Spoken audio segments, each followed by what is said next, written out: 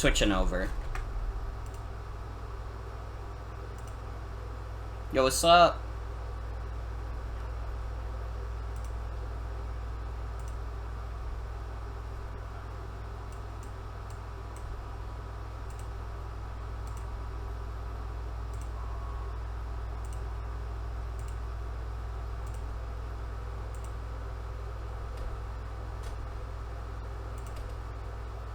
This is the first week where I'm an animal now.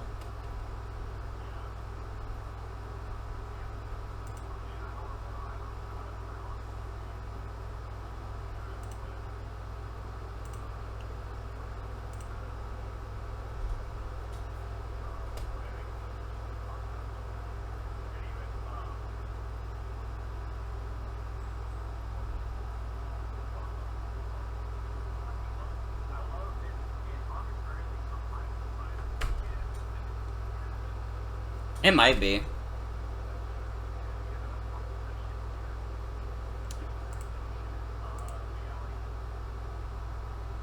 I think this is the crustiest that you've sounded for any of these streams, Sienna.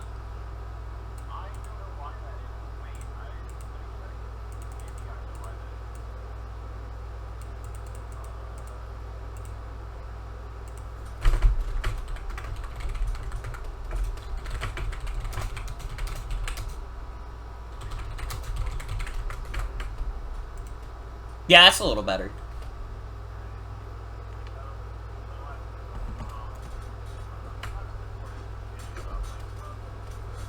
Oh shit, wait, they can't hear you at all. Whoops! Oh, they can't hear me at all. That's my bad. Well, you know what? You guys get to hear a slightly better Sienna than I did. This is true. Sienna is like an ant. The... Sienna was like an ant because you could only hear Sienna through my headphones. Yeah, but yeah, like, so let's get into it. Traditionally, we do start off with just like playing these matches this week, and you know we have Eve's opponent here too. I feel like Ray would probably want this to be over with. So let's start with Eve Ray. I think. Okay. Let's just whoa. Please accept all. Please. Lower the volume a bit. Yeah, let's figure it out. Here. That should be good. Yeah. So yeah. Let's just rip the Band-Aid off for Ray. This match is... I mean, let's just watch it. So we got the Arc lead into Swampert. Arc hits you with the taunt, so Rox is just not going up. Foul play is interesting. Yeah. Makes sense. Strong move. Stab. Yeah. The Fable, Moonblast into Sauzels. Uh-oh! The Sauzels substitute. Yeah. Toxic's a maybe predicted switch, but... Now Toxic Swampert, which kind of sucks. Earthquake hits, gets rid of the substitute, but here comes the big boy. Here comes a big fucker. Name withheld, though. As we all know, Tangrowth was a criminal. Yeah. And now we have the horse teleporting out for Yodel Interactive. Ah, oh, the list! Put in a substitute. Yeah. And the pursuit through burn doesn't kill. But it does, you know, it dead to rocks. Yeah. And gets a toxic off right before dying, which is nice. Yeah, the toxic is nice. Product liability comes out. And then here comes a nice heal bell. Rocks go right back up, though. Regardless of what Mandel Brick wants. Swampert gets fucking... Well, you know what? With the Wish, that Draco wasn't that bad to take. But now Tangroof is back out, and Swampert really hates that guy. So, it's homosexuals. Homosexuals go to bed. You go back to bed. Oh, wait, we need to click on this, sorry. Let's pause the music for a second. Yeah, it's just... This was set immediately after the second sleep powder hit. This don't miss. That motherfucker don't miss, man. He's good. In the heat of battle, he don't miss. No. In the heat of controversy, he don't miss. No. So, you know. Snoop Dogg reveals the only mom that could outsmoke him. Good, just good little clip there. It's true about Tangrowth though. So far, yeah, Tangrowth is not missed an attack. Fish Futures comes out, hits for a nice judgment, does about half, but Arc gets poisoned for its troubles. In comes back out Product Liability. Defog gets rid of everybody's rocks. So if you have any pebbles at home, you're gonna want to keep an eye on them. Unfortunate. Heavy slam into Clefable. Holy fuck. Does over half. Comes back out Swampert. Heavy slam doesn't do nearly as much. Scares Dialga out, but here's Tangrowth again, being Tangrowth. And I want to note, like, every interaction there, like, every time this kind of Swampert Tangrowth interactions happen, Ray's just put back up the rocks.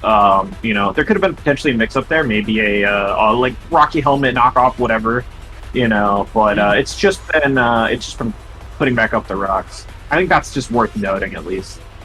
But knocks off the Clef, and then... Yikes. Did not anticipate the sludge. The fat sludge bomb. Finally knocks off Tangrowth's shit, but dies for it. This motherfucker really doesn't miss. It's homosexuals is snoozing on the job. Finally wakes up, does a U-turn on Ho-Oh, and gets a Toxic off on Ho-Oh. Oh, fucking Zero Aura takes a fat Sacred Fire, though. And that does nothing. Jack all. Knock does 4 billion%. And by that I mean 67, but you know, it's still a lot. Yeah, and then the Sludge Wave into Dialga is unfortunate. No Toxic chance there. Dragon Tail is pretty brutal here. Yeah, just like forcing terrible matchups right now. And poor Zero Aura goes down.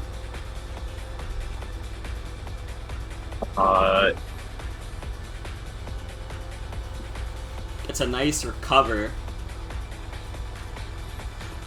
The taunt into Judgment.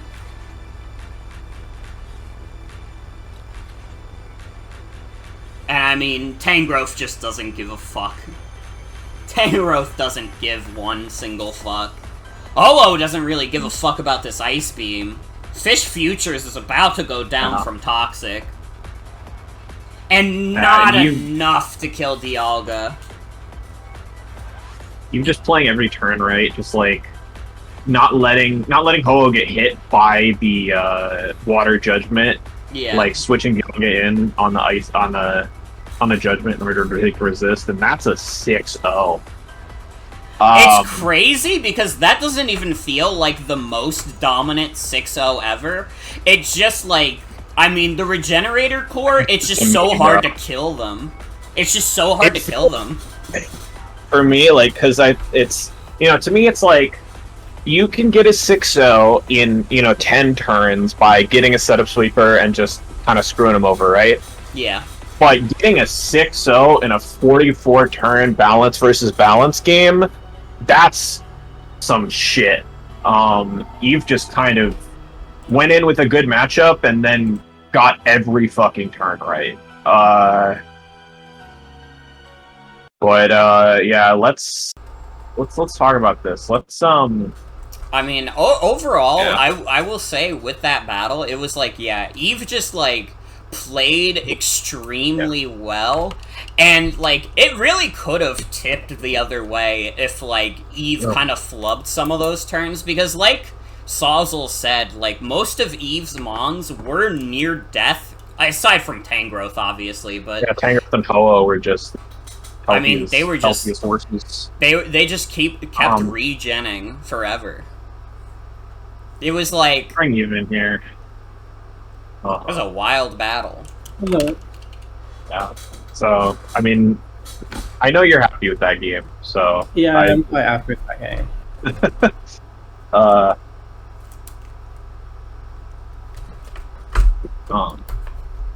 Wait. I'm fucking... shit. I thought I could do... I was trying to do control minus and shit on the pastes, and then I was doing it on the fucking, I was doing it onto my Hyper Beam window instead. Whoopsie. But yeah. Yeah, but yeah, fucking, bit of a clank there. Yeah, so you wanna talk essentially, about like, I pretty much knew going in that, like, a lot of Ray's, like, best Pokemon were not actually very threatening again into my team, just because it was Genesect, it doesn't learn around the rock move for some reason, so it can't really break Ho-Oh. Shaman Sky, like, even after a Spadef Shock, it's not really doing much against Ho-Oh, and obviously it dies for Sacred Fire. Zeraora, Tangrowth kind of sits on it, that kind of thing, really. But the main things I knew was going to be, like, massive threats to my team. It was Bishop, which was, like, actually quite offensively threatening. It was Clef, who was just annoying, and it was Arceus Water. So that's kind of like sort of that's kind of how you know it's good matchups, when you can really narrow down what you're afraid of. Yeah. So yeah, so Dialga Origin, I would decide with Dialga Origin just because, like, I knew, like, a knockoff Clef could be really annoying, and Dialga Origin kind of sits on knockoff Clef, scares it out with Heavy Slam. It's really fucking strong Heavy Slam as well. Yeah. And also is just, like, a good defensive wall for, like, Arceus Water if it doesn't have Earth Power. Yeah. Also gives you a nice triple horse core kind of going on. Yeah, triple horse regenerator core. Plus 2, there's a Spectra here, like... I mean, I was kind of going back and forth on the Spectra here, but I just like the kind of... I like the Hex win condition concept, and I felt like getting big burns on certain things was, like, the right decision, really. Yeah, and then, like, obviously, like, Salazzle, we can talk about, like, all, like, could contribute to that by just adding, like Toxic Ink, spreading Toxic onto fucking whatever. Yeah, Salazzle's the main thing with Salazzle was, like, the ability to come in on a Clef Moonblast or a Clef support move and really just, like, start getting to work. Yeah. Subprotect Salazzle is so fucking annoying. Yeah, it's like one of those Pokemon that, like, it hits so much above its weight just because, like, it doesn't actually matter what your stats are. You're gonna get poison unless you're Clef. Mm-hmm. And even then, I do get poison. Then you're still weaker. Then you're still taking more from heads. Either way. Yeah, that was also the main point there. I think that was actually a big deal there, was, like, threatening the Hex against the Clef, which let me get that sub off, which was also huge in, like, kind of shutting down Bishop. Yeah.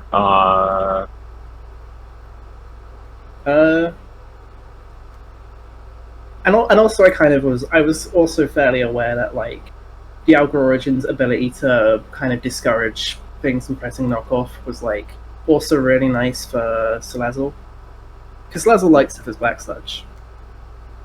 I'm looking at, like, art here. real quick. Like, was this kind of a the spread, like, was this kind of a like Aura Sphere, like 20 special attack Aura Sphere? Was that for like 252 HP Bisharp, basic, or like? I might need to double check what my exact kind of count was there, but Yeah, it was some like type that. of Bishop count. I think it was Yeah. I think it was for a Bishop that had like a certain amount of speed. Yeah. Also, I had speed. I had enough speed and Ho-Oh for Bishop as well. So Yeah. maybe it wasn't that. It might have just been like, oh, if it was like it was something. It was something. And then Tang Growth is once again kind of the man of the hour. Yeah, really normal Rocky Helmet Tangrove. Really, this is not. It's pretty normal. Mixed attacking, Power Whip, Sludge Bomb, because like Power Whip for Swampert, Sludge Bomb for Clef. Knockoff because it's good. Sleep Powder because it's good. Attack was to make sure. Attack was literally all it needed to Oko Swampert. Oh yeah, interesting. Damn. Yeah, the sleep powders did not miss. They did not miss. Those are the Power Whips. Yeah. Yeah. Last week. Miss. Last week, Tangrowth was the world's most wanted criminal, and now, like, I don't know, it's like a Megamind story. He's like the hero of the city now. Yeah, I mean, here's the thing. He's name withheld this week because, I mean, he's on witness protection. Yeah. It's huge. He got his happy ending. It's also just a very normal Ho-Oh. Yeah, normal like is the Ho-Oh. Joan, this is very toxic behavior. I'm gonna pretend that Joan didn't say that because I want to be really nice. However, next time you say that kind of thing to me, just don't, because it's mean, and I like to be nice. I don't even have like a retort. I'm just like, I just want to make you feel bad by making you feel guilty about like being rude about a battle on the week that we're not even talking about it. Any final thoughts, Eve? I'm just really satisfied with my team and my play. Yeah, you did really get every turn right, and that feels good. Yeah. Nothing for you to be ashamed of this week. But yeah. Thanks for having me. And also well played to Ray, because I do think like Ray had a fucker matchup there. Yeah. I think Ray played it pretty well.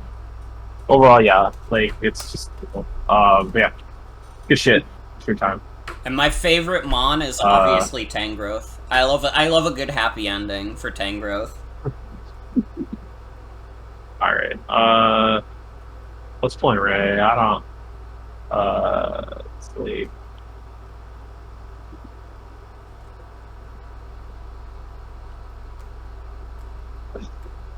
Hey. Hi. We can talk about my team real quick. Yeah,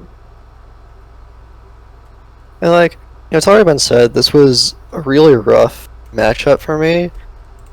Because, like, it's kind of a situation where, like, a lot of my big offensive threats didn't really threaten to use roster all that much. Because, like, even the most threatening offensive mons like Giratina and Shaman are, like, relatively lacking in power. And even then, they don't match up super amazingly against this roster. Yeah. Okay. And building against this roster, it was kind of like, it felt like kind of playing whack-a-mole a little bit. Like, every time you think you have, like, you've like covered as much as you can, you realize there's one thing that just like completely destroys the entire team. Yeah. And especially without Giratina getting like, having to run defog on Arceus didn't feel amazing. Like, Giratina, I think, just didn't really do much here, which is kind of crazy. Because it gets a random rock move, but it just didn't do Yeah. enough to Hoa. It's like shockingly hard to kill Hoa with a random rock move. Like It really is. people don't know. The people don't fucking know. I just like didn't. I just couldn't really break through Hoa Dialga Tangrowth as like a core. Yeah, I mean, you're like, like it was really just a matter of like, this is kind of like a balance versus balance matchup, and like you just didn't quite have the power to like win it. You had the more unbreakable core. You had to be in the position of kind of trying to throw something together that could win. I mean, I think there were good ideas there too. And I think you honestly, like, turn by turn, like, I don't really think you made that many like major fuck ups, other than just like the clef dying, which Yeah. did suck. But you know, we've I just all wasn't been sure hit by what else I could do there. surprises. We've all been hit by like a coverage move before and died because of it. That just happens. But Yeah. Like the Fable, the Mandel Brick kind of was like, once it died, the threat of prophecy was kind of severed. yeah. It's like the heal bell. I like New Soul Azel was pretty threatening, even if Swampert would at the very least scare it out. Heal bell was like, I mean, I think heal bell is just really good in general if you're doing balance versus balance. Yeah, like this clef that did a ton of work. Oh yeah. I ended up really liking the Wish teleport. And teleport's just a good move in general, but it's good for things like getting Bisharp in front of Spectre. Yeah.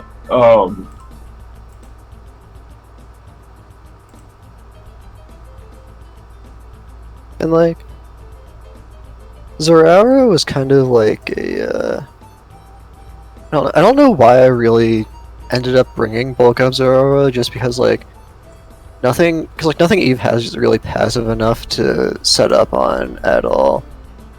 Yeah, not quite. Like everything threatens some like obnoxious thing. Like Sacred Fire is just like the nightmare. Welcome to the nightmare realm. I think that like we kind of went through a bunch of ideas for that guy, and then we just, I don't know. I feel like he went through the blender so much that we like ended up with something that kind of wasn't really. It's kind of jumbled up, I guess. Yeah, I kind of just wanted to see if I could get the opportunity in general, because I wasn't going into this one with very high expectations. But it was still more brutal than I expected. Yeah. I don't know, like. Yeah, like,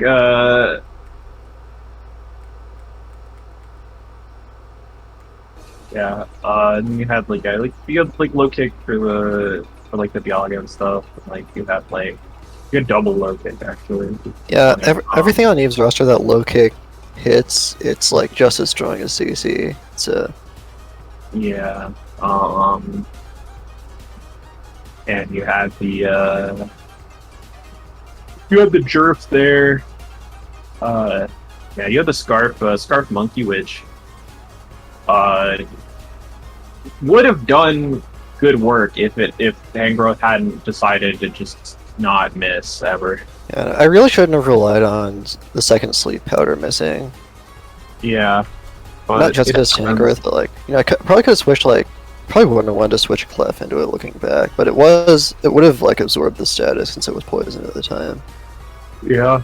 Yeah, the intention was just like being able to like pivot around like Ho-Oh and Arceus and threaten status on both of them, and Tangrowth, of course. Yeah. I just ended up not getting enough opportunities because of the sleep and various other factors. Yeah. By the time it was able to do anything, it was kind of too late, and he was ahead of you in momentum and options. I don't know. Yeah, you can stop me if you've seen this Swampert set before. It's just a good set. It was actually my first time bringing Swampert, but this is like the Swampert set.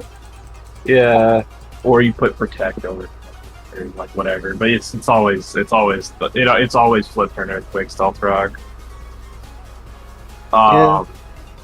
I fear Protect was not really good considering it was my main answer to Sauzels. Yeah. I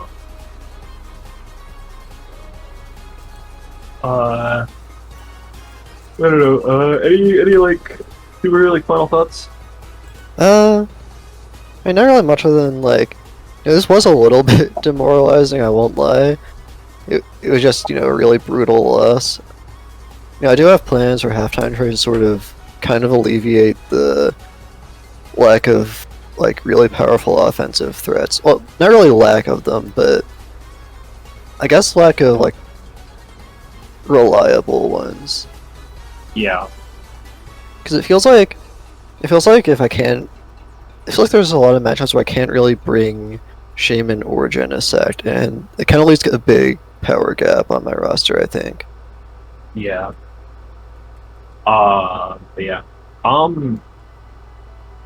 Yeah, like I don't know. Overall, like I think with the team you brought and like the circumstances of the matchup, I really don't think you played bad. And, it was like, a 44 turn 6-0 instead of a 10 turn 6-0. Yeah. Yeah, and I mean that Spectre might as well have been dead. But yeah, like good shit. Like, thanks for your time. Also, last note, Joan, I didn't know Belp had a Mandel Brick emote. That's really good. It's fucking awesome. The Mandel Brick. Alright. Good shit. Thanks for your time. Yeah. Alright. What should we do next? Let's play Xbox games. Just kidding. Who's in the? We can do. Oh god, it's white. It's all white. Aha! I'm scared. We can do. Fucking. We could do Taco. We could do. Oh, we can do Junyu. That sounds good. Or wait, that's this week. Sorry, shit. I'm so dumb. What are you talking about? We can do John Diana. Real quick. Let's pull it up. Let's blue it up.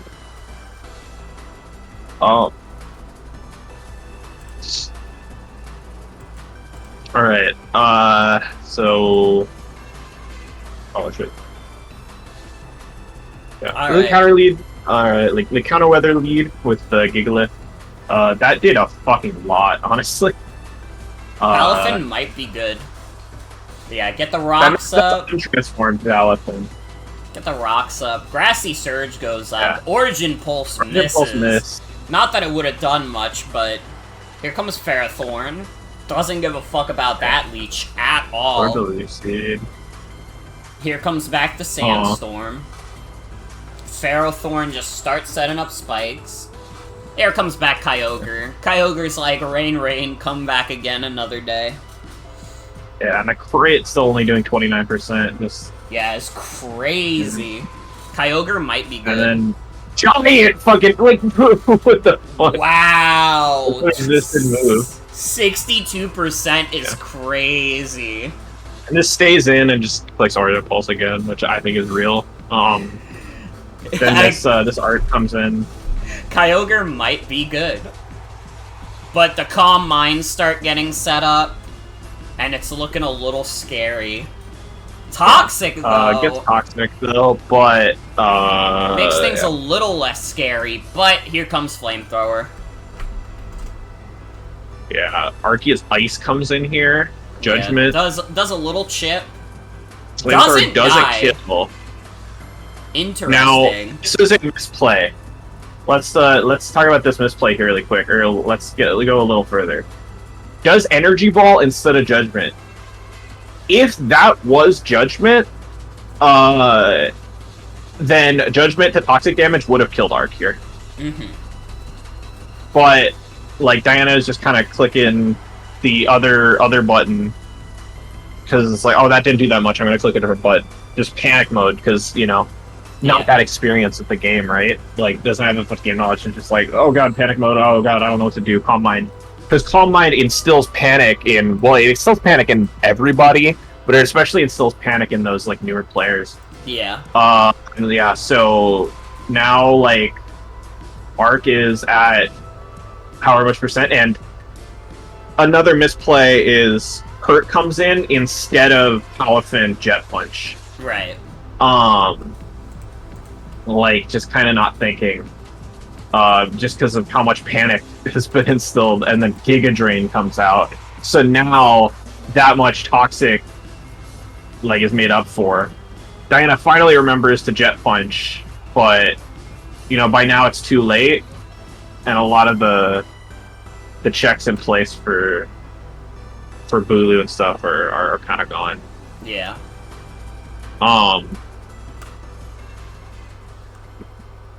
And Bulu just starts setting up a bulk up.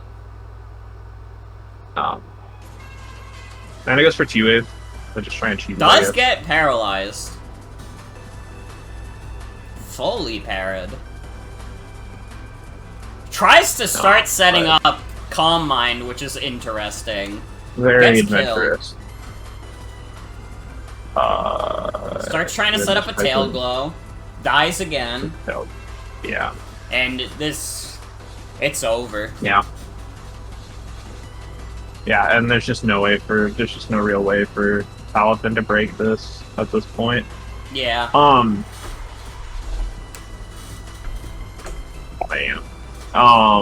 So yeah. Oh, I forgot a favorite guy for Ray. I like Swampert. Alright. But yeah. Honestly, overall, like, I don't think... Well, I'll talk about Diana's first real quick. There's not a ton to talk about. But, like, I don't think Diana, like, played terribly. I think that Calm Mind Panic is very easy. It's very easy for Calm Mind Panic to happen to a new player. Yeah. Or to, like, somebody who's not as experienced. And, like, it is what it is. With a couple changes, that game could have gone a lot better for Diana, and it could have been okay. But it just happens. Well,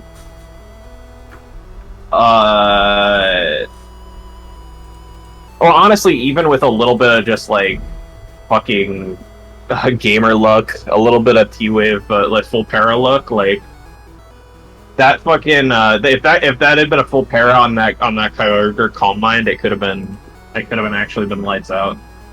Not quite lights out, but it could have been a lot closer. But yeah, not too complicated. It's like Lucy Toxic. I was really worried about like, and I was like, still for Diana, I was really worried about like the E killer, right? Yeah. So you want to have like Toxic, Lucy, and all this stuff, and like Iron Barbs, and check the contact move.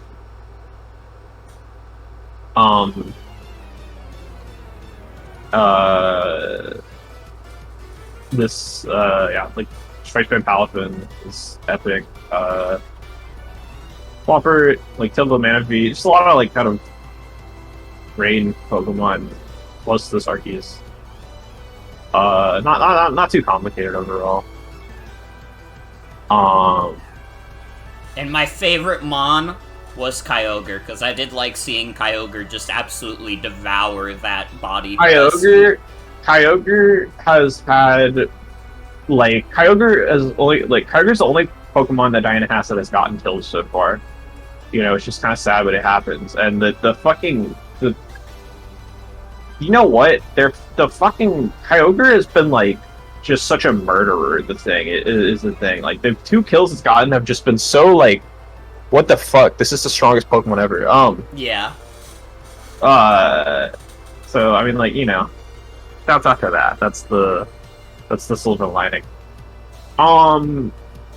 Let's bring in... No, not that one. No, that's spoilers. Let's bring in Jaron to talk about this team, and I'm gonna go to the bathroom like this week, so no one can speak freely.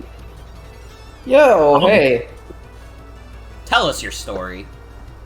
Like, I led with Gigalith as an anti like range strategy, but that never really worked out. Because it's a Gigalith versus like one of the strongest Pokemon in Ubers like ever. It's so it's kind like obviously it's slower, so it can't actually get a. It can actually, if they're both sent out at the same time, it can set up a weather. Yeah, but that's really the only case. And then suddenly it hit me, like seconds before the battle began.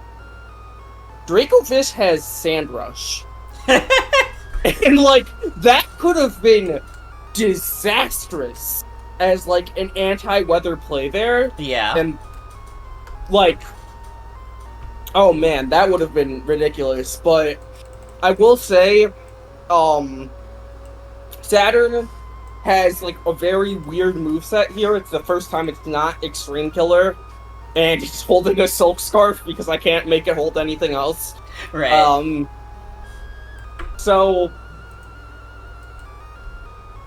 like, if that Judgment was launched into that slot instead of the Energy Ball, it would have been a lot harder to deal with that Mega Swampert. Obviously, Vegetarian. Is there a different? What's the Pikachu-nium? So it's the Pikachu Ash one. Okay, it's not Pikachu-nium. I see. Okay, I was wondering like why that one in particular, and then I found out it's because it's the it's called Pikachu-nium because it has Ash in it, so it's for Ash Pikachu and not normal Pikachu. That's so fucking stupid. I was like wondering why it was spelled that way, and it just hit me now. Anyway, no, Silk Scarf is still like better because I don't know, it's fashionable. But the fact that it gave me that opportunity to Giga Drain into that Mega Swampert when that Mega Swampert probably outspeeds Tapu Bulu. And as you saw with that flip turn at the beginning of the game, that's why it was a choice banded Iomide, the Palafin. That Swampert probably, if it held Ice Punch and set up Rain successfully, or like it could have been spec, I think, with this 8 attack Tapu Bulu to live like a Tapu Bulu Horn Leech. Maybe not in Grassy Surge. Grassy Surge can probably help like pick up KOs, or at least put it to a range where it's like you need to have no hazards, which there wasn't any hazards set up. But if that Mega Swampert was spec'd in such a way that it could live one Horn Leech and then hit with like a max attack Ice Punch, I think it would have been a lot harder for me to deal with that Swampert. Obviously, afterwards, you could clean it up with something, but it would take a lot of damage because I would have lost my priority. Because I have no priority, actually. I was gonna say, I'm so used to Extreme Killer Arceus that I forgot that Arceus doesn't even have priority in this set. So I would have lost priority, I would have lost any super effective coverage against that Mega Swampert, and like clicking Energy Ball there, I think really changed the differential here. And also not choosing to use Palafin there as well. As for Gigalith, I think it's probably the most, even compared to Curon Black, who didn't fucking show up, or Zacian C, who also didn't show up, and Rotom Wash, who literally died. I think Gigalith was a little fraudulent here. But it did set up Stealth Rock, and that's always useful. The Rotom here, I don't know what I was doing switching that into Kyogre instead of Tapu Bulu that one time.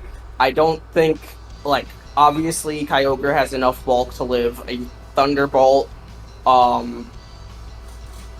And the Kyogre was Scarfed, right? Or was it not? I don't remember.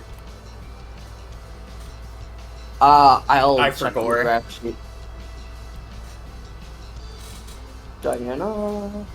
I'm like team. I'm like I the one believe girl. Oh, is PM? Okay.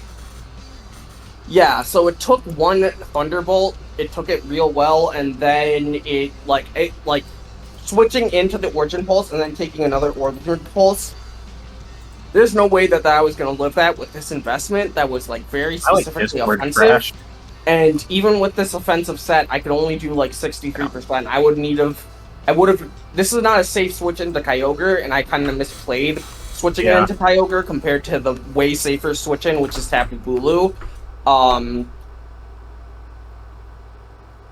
And Tapu Bulu here is like kind of set up with only one attacking move in Horn Leech, and it's like the super longevity Tapu Bulu against special attackers, which is once again why I think that if Mega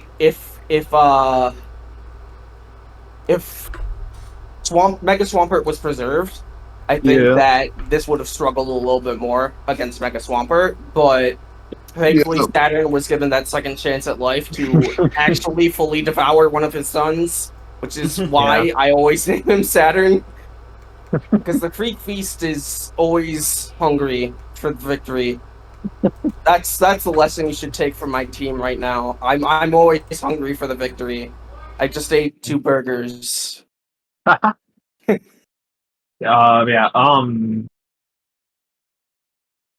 you have any like final thoughts overall? It seems like you covered most of the stuff that, at least most of the stuff that showed up. So like, do you have any final thoughts overall? So the other 2 here, Kyurem Black, I think, is like a Pokemon that it was one. I only had one Electric type and one Grass type. So Kyurem Black having Fusion Bolt is that can pierce, like, I think Diana does have Lantern, right? Or something with Volt Absorb. Yes. Yeah. So Kyurem Black can pierce that. And then also just being generally offensively good was like part of the reason why I brought Kyurem Black.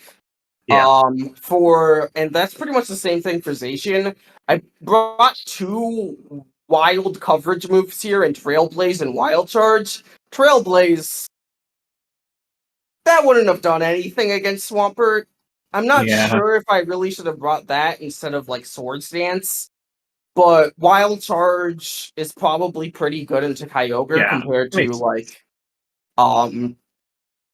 Behemoth Blade, which I didn't bring, and then Behemoth Blade I didn't bring because the entire team is mostly waters, and then Gazray, the Ferrothorn, it's never going to hit anything super effectively. Play rough, just in case she brought any of the 2 water dragons, specifically Dracovish and Kingdra. And then Wild Charge for Play Rough for Sacred Sword for Arceus Ice. Yeah. Alright. So that makes sense. So like, I mean, overall, give me good shit. Like, thanks for your time. Yeah, thank you. Good. Let's get moving along here. We're gonna mutate it. I don't know what that is. I don't know what ties up with that. I'm going to look around at some things. Things that are things that are things. I know that like at least Faye and the Sauzels are like kind of in the background, like ready to go on like whatever. Me like Ribbon's in. It's like also WAFFLOES on standby. Let's do Frost right here. I don't know if I'll double check.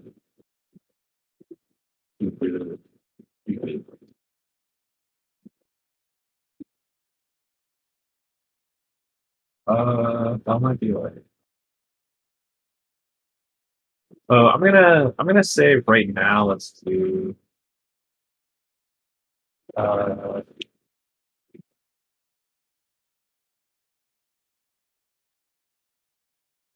Sorry, I had to take the garbage out. What did I miss? Not much. I didn't say my favorite Pokemon on Oh, yeah. On Don't worry, I just saw the team. face open. It's vegetarian. It's vegetarian. Yeah. He booted all over him. Morgan's lack of favoritism. I had to take out the garbage. Let's do you versus Lilly, I think, right now. IMO. That works for me. This was kind of like an important game for me, because this is the first, like, kind of, like, rough matchup I had a little bit. I mean, it isn't, like, the worst matchup I've had to deal with. Yeah, there was tough stuff on him. But, was there a Diana favorite? It was Kyogre. Yeah. Let's get going on this. Yeah. So right off the bat, the Deoxys speed into Calyrex Ice, and I get into Lily's head right away. She hits me with the taunt, I hit with the Glacial Lance. I'm not getting fooled by that shit. Absolutely not. Sets up a Stealth Rock, I hit with a high horsepower. and then +1. So yeah. Yeah, I'm already this was at a +1. very, like, in real life, this was a very long turn where Lilly was trying to figure out what to bring in here. Yeah. So yeah, like, Lilly does decide to just bring in Cart and just click knockoff, which Kamala makes Harris sense. comes out, hits me with a knockoff, but Kamala Harris you're +2. unfortunately gets beat up by a horse. Yeah, Calyrex is at +2. Really fucking strong. Hasn't even had to go into Trick Room yet. So a notable thing here is that Volcarona Fiery Dance killed from here. Yeah. And Lilly did not see the line. I think Judgment might have killed too from Arc Steel. Lilly did not see the line, and so Snorlax comes out. Yeah, But and this He's Snorlax... actually kind of goated. This Snorlax is fucking actually- scary. I mean, it takes just took 50% that, like, from it's- Glacial Lance. Like, it's technically a resist, right? But it's still, like, 50% from +2 Calyrex Ice. Like, what the fuck? Yeah, it's crazy. It just clicks first. Yeah, starts hitting with the curse. So Lilly protects, but then I Swords Dance to accidentally make, like, the greatest play of all time. Tries to go for the body slam paralysis, doesn't get it. And Snorlax is down. Calyrex is at +5. Grandson finally gets rid of Calyrex. Finish it off. Doesn't get the plus special attack from that. Starts setting up Quivers, though. I have Rock Tomb. I have fucking Rock Tomb. fucking Rock Tomb. Gudra's moveset is funny as fuck, dude. Oh my god. Yeah. And now Silvally Lily's last Flying chance. comes out. Hit it with a Fire Blast. I can see the writing on the wall. I try to Dragon Tail. It misses the first time. Get hit by another Earth Power. Gudra's being hurt, but that's okay. We do another Dragon Tail, and now it's into Tapu Fini, and Acid Spray for Tapu Fini. But it doesn't do. Doesn't do nearly enough, but at this point, we send out Cutely Sweet. Cutely Sweet sets up a freaking Swords Dance. Lilly doesn't know yet, but unfortunately, it's Horn Leech. It's really Death Clues around here. And a Brick Break into Arc doesn't quite kill, comes pretty close. Yeah. But Ogerpon outspeeds Arceus, so it's over. It's over. Yeah. This was like a week I was really worried about, but I ended up doing okay. Yeah. You know, I got the good lead matchup, and then I just did not let go of the pressure I was putting on Lilly. Yeah. But yeah, Lilly, Lilly made some, like, four, like, key misplays there. If Volcarona had just come out on the fucking, like, on the Kartana dying and just clicked it, it probably would have been a match, but unfortunately it's just too many things died, right? Like, if if Snorlax had had a better opportunity to set up and start clicking stuff, it probably would have been rough for you, actually. But yeah, the Snorlax I was not prepared for at all. Like, we didn't even think about Snorlax coming at all. like, he was goated. He was goated. I mean, he's the favorite, right? Like, by the way, like, for Yeah. real, like, for sure. Yeah. Like, that's the goat. I remember being so fucking happy when he only took 50% from that ship. But, yeah. I don't know. I prepped Lilly for this. Overall, I think the team's pretty good. It's just kind of lead matchup happened, and then Lilly made some misplays. Yeah. You know, we went with the Axis speed lead, double hazard taunt. A lot of these things were like speed was like for like +2 Adamant Cloister because that's just a decent speed benchmark to hit. So that's like what Kartana and Deoxys were. And Volcarona at +1.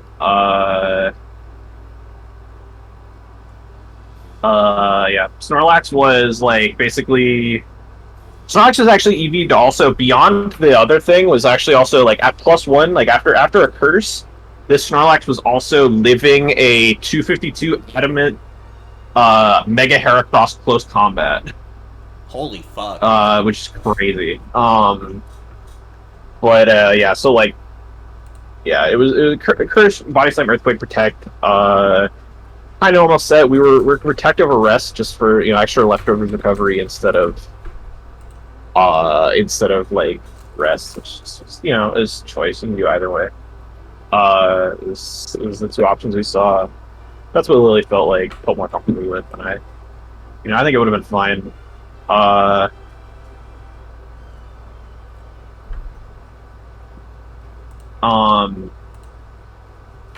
Yeah. Like the Axis lead was fine, other than just I counter went right, but like even then, like it kind of still did its job. It's just getting the +1 was kind of brutal. Cart was Jerf instead of Jerf. Jerf is the alternative to Jerf. Earth Power is like the second most common secondary button to press after Ice Beam. Like if your second button on Arceus isn't Ice Beam, there's a really good chance that it's Earth Power. Yeah. Yeah. Yeah, like bulky boots Volcarona with it's like modest but no special attack investment. 52 104 bulk and like speed was for it was for like +2 Adamant, like +1 +2 Adamant Cloister. Nobody expects the Rock Tomb Gudra. Yeah, Scarf part pretty normal like overall. And Finny. This is Telepathy Finny because we really wanted. Actually, I don't know. This probably could have not been Telepathy Finny. I think we were considering rest on Snorlax for a bit, and Finny kind of stayed Telepathy. Right. But it could have become like Misty. But I mean, either way, it didn't really matter. So it's not important. Jonah's asking about the Toxic on Volk. Oh wait, no, it was for the Toxic on Volk. Sorry, yeah. Toxic on Volk was for was to lure Arceus Fire. It was for if Volk lured Arceus Fire, it could just click Toxic on the switch. We settled on Toxic Giga Drain because Giga Drain was to hit a potential Garganacl, and then Toxic was for Arc Fire. Yeah. I was debating on the Giga Drain choice because I was also thinking about doing substitute so that it was a sub-toxic situation into Arc Fire. Right. To just kind of keep it from killing you, from just countering Volk, despite it normally being a kind of a counter. But we ended up with the Giga Drain. Mm-hmm. But yeah, I don't know. Not that complicated of a team. This is the most normal fucking thing set ever. Basically. there were some specifics for the Calton. But, yeah, I mean, overall, I like what the team was. I just, you know. Yeah, I will Really say, some... and like, I've told this to you already, but I'll admit it to the stream. If that Snorlax was, like, positioned better, that thing would have fucked my shit. We did not prepare for Snorlax at all. We didn't even think about it. So, like, actually, that would have completely fucked up everything. I ran Brick Break on Ogerpon instead of Low Kick because I wasn't even thinking about this goober. Yeah, Snorlax is a menace. Never count out the lags. But, yeah. He is quite good. And then, yeah, we talk about your team. Fuck yes. Fuck yes. Alright. So, a lot of these Pokemon didn't even really come out, which is funny. It was really just Goodra, Ogerpon, and Calyrex. But I'll talk about the other guys, too. I mean, maybe the star of the show is Calyrex.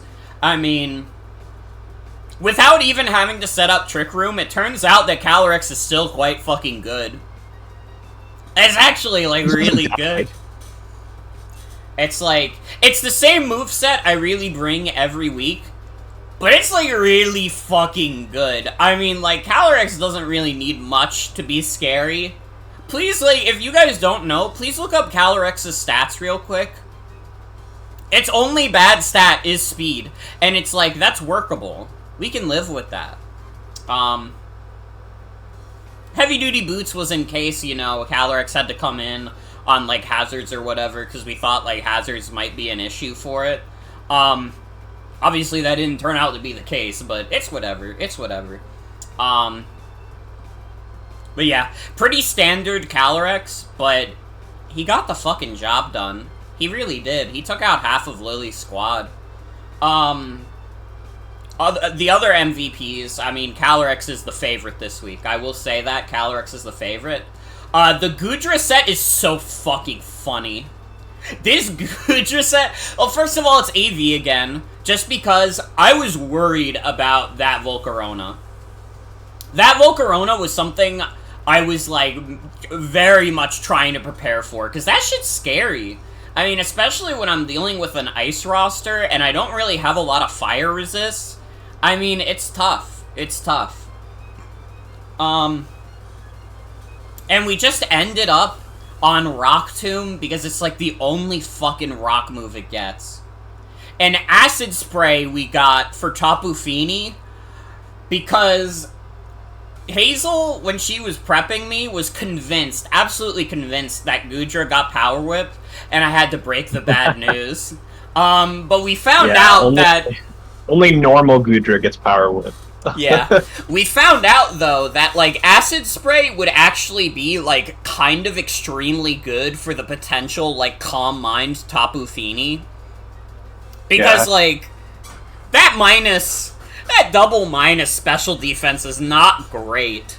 And I mean, you know, it's just not very good. Goodra, like, when you came in and asked me about, like, you came in and you kind of, like, were like, I have a couple slots left to fill my roster, like, what do you think I should grab? And I was like, I recommended Goodra, and, like, that's been paying fucking dividends, like, that shit's been working out. I think Goodra and, like, Ogerpon have kind of been the GOATs. I'm so happy. It kind of worked out, like, it works out great just because, like, you know, like, one thing that I was thinking about at the time that really does work out is just, like, yeah, it's a steel type for you that is also, like, neutral to fire. Yeah. Which is really nice for this fucking ice roster, right? Like, yeah. Yeah, and then it was Rock Tomb for the fucking... You had Rock Tomb there. For the fucking bullet, yeah. And then Dragon Tail and Fire Blast, you know, that's average. That's... Dragon Tail to stop any setup guys that wasn't, you know, Tapu Fini. And then Fire Blast. I'm trying to remember, what exactly did I do Fire Blast for? What on Lilly's roster was scared of Fire Blast? It was Cortana, I think. in case I caught a Kartana switch in. Because Kartana was something I was also worried about. I think it was also to catch, like, Arceus Steel, not let Arceus Steel make us its bitch. Yeah, the Goodra set is goofy as fuck, and just, like, fucking awesome. If it wasn't for the fact that Calyrex was so goated as a lead, Goodra would be the favorite for having the funniest moveset ever, and actually being effective with it.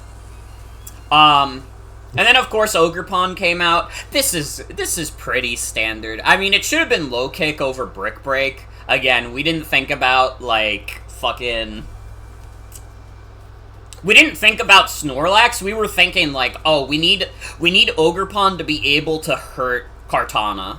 Because, like, Kartana is barely slower than Ogerpon.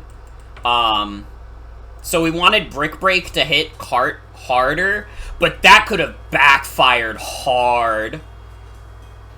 And then Ivy, Cudgel, Hornleech, and Swords Dance. What the fuck do you want me to say about that? It's Ogerpon. She's funny, she's silly, she does it. She does it. Yeah. And the rest didn't really come. I mean, the Arc set is kind of funny. I think I'm the only person who hasn't brought Jerf or a variation of Jerf. That might not be true. But I haven't brought it yet, because, I mean, I don't need Ice Beam. I have Blizzard. I think Ninetales. Yeah, Ninetales. I mean, Ninetales is also just doing Ninetales things. We brought Blizzard instead of Freeze Dry because we just figured, like, there's not really, like, the only Freeze Dry target on Lilly's team is, like, Tapu Fini, and we were just like, listen, if Tapu Fini comes in on Ninetales, we evacuate. We leave. Don't engage. Because you know what? That would have just given Calm Mind Tapu Fini a free setup. Yeah, it's not a super good 1v1.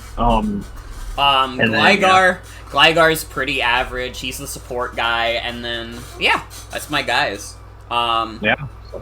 I think I like how the team came out. It was genuinely an error in team building to not account for like Snorlax. But I think overall, aside from, like, that, I think I, like, prepared pretty well for Lilly. Again, I think Lilly was really the first matchup I had where I was like, this is not great. I mean, with WAFFLOES, it seemed, like, pretty, like, you know, that was a 50-50 match, and it reflected in the, like, you know, the differential. But Lilly was something where it was like, I could lose this. I could actually lose this. And I have a couple matches coming up that I'm still like, I could lose this. But overall, I think that winning against Lilly gave me a pivotal win that makes it so I have a pretty easy way into playoffs. I really only have to win like a couple more matches, and then I'm almost certainly in. I didn't win my match after this, but that's okay, because you know what? I knew that was like the worst matchup. Talk about that next week. Yeah, we'll talk about that next week. But Yeah, Morgan Nation. What was your Morgan Nation? It's What was not your own over favorite yet. guy? I said it already. It was Calyrex. Wait. Calyrex Oh the shit! goat. Wait, no. I. You know what? You're right. I didn't think about it. I forgot about it. I didn't know about any of it. I apologize. Didn't know anything about any of it at all. I wasn't familiar with your game. Let's do. I say let's do Bell Tristana. Tristana's here. Bell, I see, is unmuted in the other server, so I know Bell's around. So let's do Bell Tristana. All right.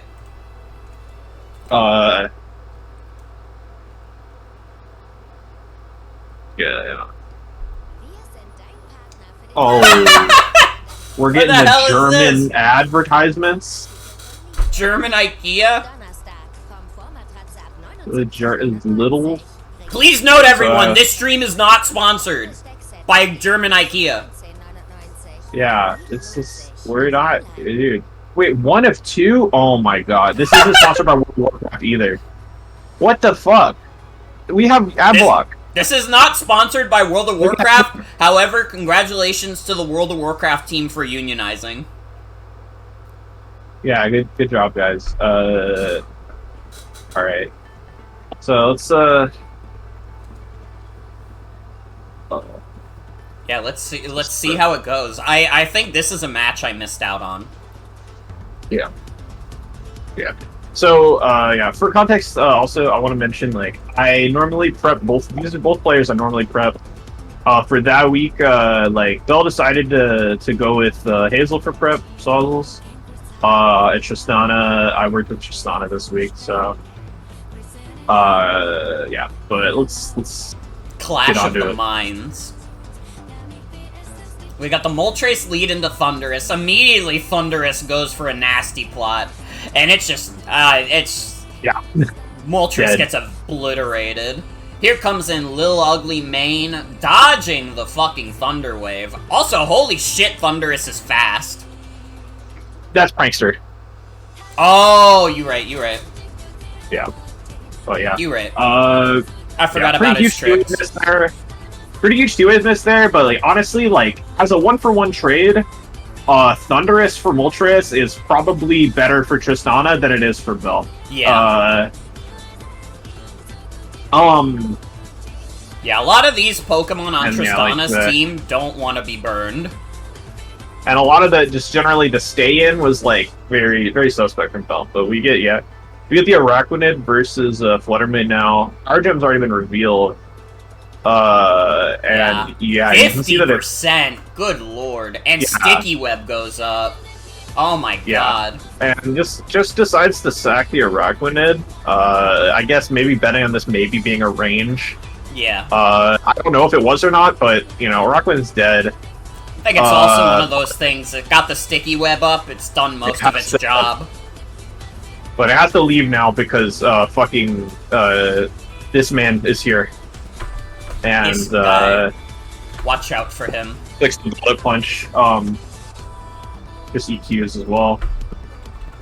And they both have EQ, but slightly more coming from the Metagross, and rocks go up as well.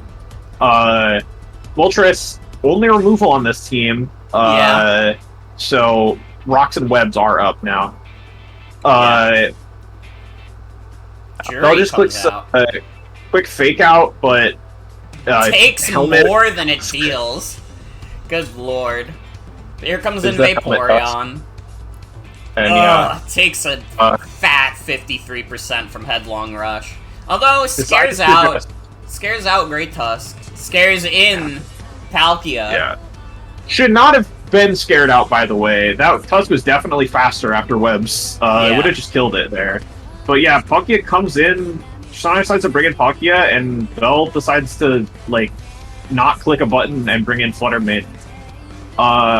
Which I guess is not the worst exchange in the world for Bell. This is, kind of an odd move from Tristana, but, you know, it happens.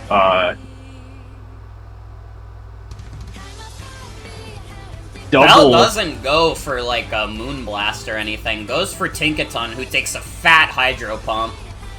And just dies. This poor girl.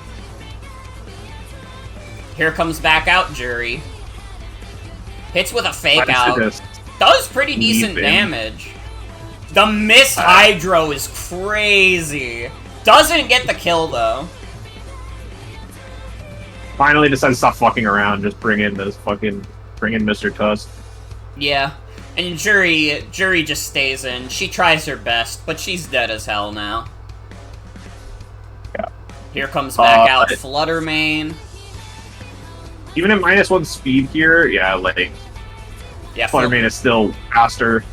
Yeah, Fluttermane is quite fucking fast. Here comes Deer Axe Bad. Yeah, this is a just Cleavor attempt to, like, but man, Fluttermane is fucking fast. Wow. And strong, so Fluttermane might be really good. Yeah, but this game was already kind of over. Yeah. Max clicks the bullet punch, and then EQ. It's like it's just faster than everything and kills. Yeah, just not enough HP on Bell's side to survive. Yeah. Honestly, though, considering there were a few misplays on both sides, but honestly, that was a pretty close match. Overall, yeah, but And ended up evening out a bit. I mean, Tristana came out on top. I think the Metagross staying that long was important. If Metagross wasn't there, I mean, who knows what would have happened? Who would have been able to take on Fluttermane? I need to use the bathroom real quick. Have fun. Right. I'm the pisser. And you know what? I'll get more water.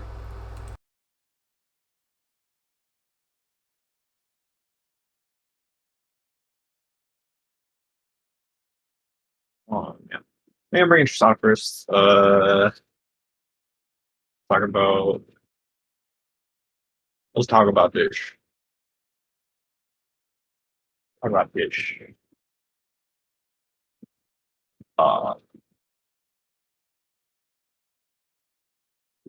Alright. Shauna, you're muted. I don't know. Okay, there we I go. forgot to unmute. Alright, hi. Hi. Notably, yeah. my first nicknamed team. Yeah, you got the names in there. So yeah.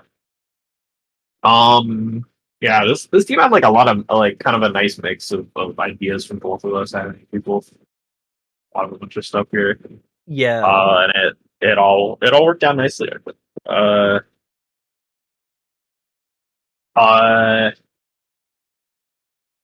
This is like not a super weird Metagross. I feel like Stealth Rock Metagross has come 3 weeks in a row. Basically every time, yeah. Yeah, we just keep bringing it. I don't know. It's pretty good. It's just reliable. Pretty good at putting the rocks up. Bullet Punch was obviously super desirable here for the fucking Fluttermane. Fluttermane and just getting a little bit of chip on Dragapult if we need it. And whatever else. Settled on like Edgequake like for the last couple moves because it just hit a lot of stuff that needed to be hit, which worked out well. Stone Edge with a hit, Moltres have switched in on Metagross too. Yeah. Very normal Palkia. Palkia Origin. Yeah, it's. I was thinking of putting like more. What's the word I'm looking for? Status moves on it, but yeah, I think you ultimately decided it's better to have full offense on it. It's just good at clicking buttons. That's for damn sure. Hydro Pump Miss was sad, but you know, whatever. Yeah. Powerful water moves, unreliable, I guess. Yeah. Webs were your idea, but neither of us were fucking expecting Power Gem. Neither of us were expecting Specs Power Gem, so like we kind of just got like got gooped there, but it still got the webs up, so yeah, I mean, at the very least, my plan was if I don't survive a full-on offense, I'm just gonna click Sticky Web. And that's like the big main thing we needed Araquanid there for. Yeah, like the webs. Sticky Web was huge.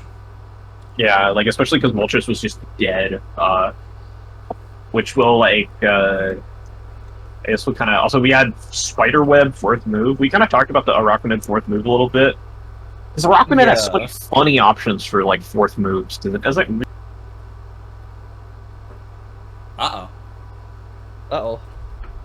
Sienna dies forever.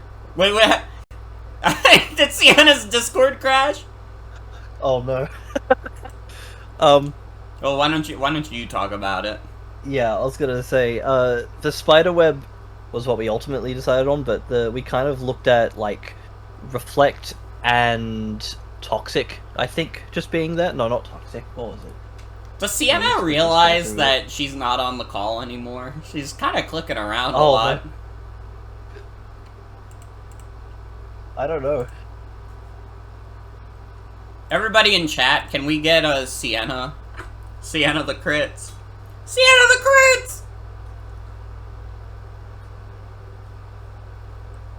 I'm gonna quickly scroll through the chat to see if I can find what the idea was. My Discord crashed, I think, or something. It did, yeah.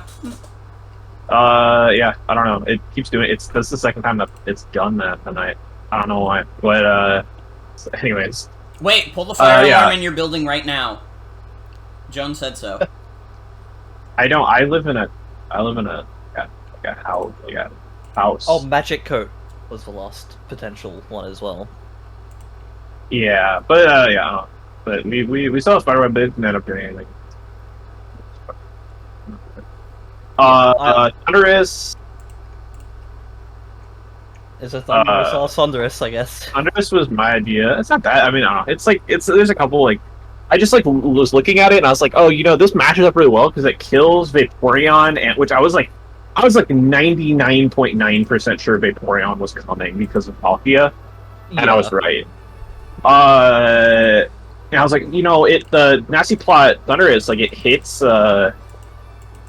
like Thunderbolt hits Moltres and Vaporeon, and then Grass Knot hits Tinglu. And it like does a shit ton, like especially with Extra Bell, it was like doing like 70% to Tinglu, like and then like T-Wave, like Prankster T-Wave in the back just for like whatever it's needed for. Like I was like, that worked pretty well.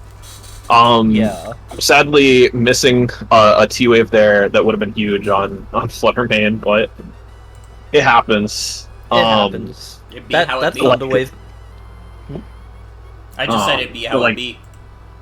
Yeah, but that Moltres trade was like totally worth it, I think, like overall. Like if you're trading Thunderous for Moltres, like Moltres was the only removal there, so like Go just had to deal with the webs and the rocks for the entire rest of the game. Yeah, because I knew that Moltres was the only removal that wasn't Arceus, so I was basically thinking, if I don't get rid of Moltres, I think I'm gonna have a lot more trouble than I should. Yeah. But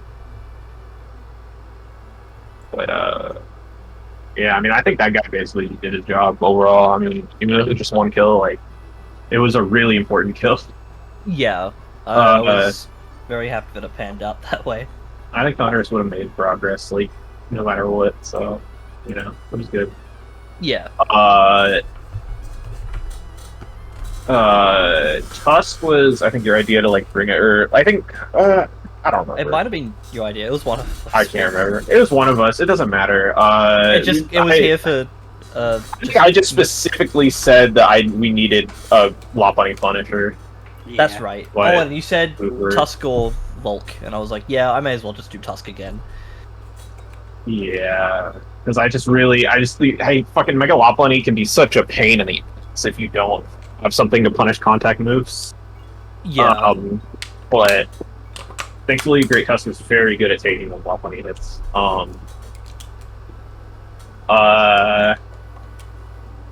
I think this was Headlong, because Headlong, with specifically 4 attack, actually, was like a really good 2-hit KO roll on Arceus Poison. Yeah, that's. It was like Headlong over Earthquake. Tusk did a job though. Definitely. Headlong's also just a funny move to click. I like it. It's funny. Like Tusk did his job, and honestly probably could have done more. Like definitely could have just like stayed in on like that like Vaporeon situation, but it is what it is. I think I just wasn't entirely trusting of the range there. Yeah, which is fair.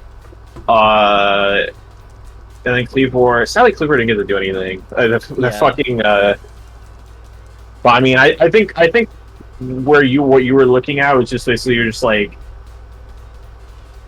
if I get this set up, then it's funny, and otherwise, like I basically already won the game anyways. Like. Yeah, essentially. I could have gone straight into Metagross and click Bullet Punch, but I wanted Cleavor to get something done. Yeah. And this set came from, like, I did some calcs, and I was like, wait, this Agility Life Orb Cleavor kind of looks like, it kind of has crazy numbers on, like, everything. Yeah. I really wanted to click Stone Axe 4 times. Yeah. But, it didn't pan out. I honestly was not expecting choice specs, and I forgot that it hit Araquid hit that hard earlier, so... Yeah. Yeah, I mean, overall, I think this team is cool. I think it was good, and I think it won the match. I had a lot of fun with it, as well as it filled out the rest of my team's numbers so that they're all bring at least one. Nice. Brought at least one. Paintball. Yeah, they've all been run out. Yeah, I mean, and that's kind of I mean, like, that's kind of a testament. All these guys are scary, kind of low-key. Yeah. But, yeah. They all have niches that work, and I'm very happy about that. Yeah.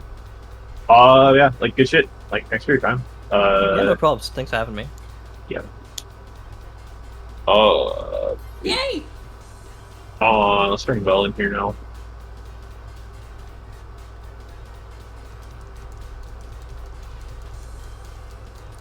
I would recommend also pulling Hazel in here because there's not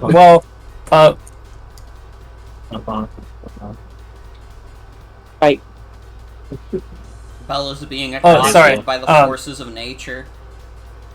Yeah, sorry. As in a situation where I have to be pushed to talk, and also Hazel helped immensely on this team. I do have some things to say. We did not prep for Sticky Web. Yeah. We had more prep for Orthworm than we did for Sticky Web. Yeah, I like had the thought of like I had a thought while we were prepping like, oh, Sticky Web is probably very good against this team, and then I just like didn't chase that thought at all. Well, I think my thought was just like, oh, you can just like defog it away.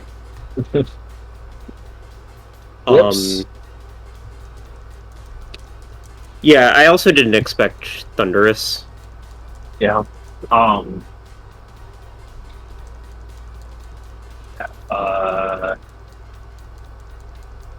Okay. I want to call attention really quick before we talk about the team and actually talk about the Pokemon. Like, well, and this was on Morgan's team as well. But yeah, if you're bringing your Arceus, try typing it into the builder like this, where you type in just Arceus and then you put the plate of the type you want on it, because then it'll have an artwork on the paste, and then it looks nicer on the stream. Doesn't work for Ogerpon though. Doesn't work for Ogerpon because Showdown is run by frauds. Sorry. The problem is, when I first heard about this, I rushed to do it, and I had not previously made a paste, and I lost the EVs. Yeah. So we had to redo those. Yeah, I'm certain these were not the original EVs, but no, I think there was less than 2 attack. Close enough. Probably close enough. I don't know. You want to talk about? Speaking of this Arceus, it's got. I mean, it's jolly no special attack Surf, which it just two-shots a lot of. It catches a lot of Great Tusk sets, and just even minus special attack, it does over 50%, which was just kind of beautiful. Yeah. Yeah, that's cool tech. Otherwise, kind of a normal set overall. Other than that little tech, it's like Gunshot Earthquake. Makes sense as a combo, right? You have your stab, and then you have the thing that hits the steals. Yeah, and physical stab for just like, what if there's Calm Mind Arceus Grass for some reason? Like, yeah. Like, I didn't think it was coming, but like, if you don't prepare for it, you can just die. Yeah. Yeah. Vaporeon, I think like it's kind of an obvious bring here because of Palkia. Yeah, and it just like it was nice against like Palkia, Volcanion, to some extent Tusk. Of course, it can't eat Headlong Rushes. To some extent, Mega Metagross. It can just switch in on a Seal move. Yeah. And threaten a Scald. Toxic was for the aforementioned Volcanion, because otherwise, and also Palkia, of course, because otherwise it switches into those, but like doesn't do anything. Yeah. Wish is wish, flip turn is flip turn. Yeah. Yeah, super regular Moltres. Do you remember what the 12 speed was for? Just troll, basically. Fair enough. Fair enough. What was it? Where the it was like troll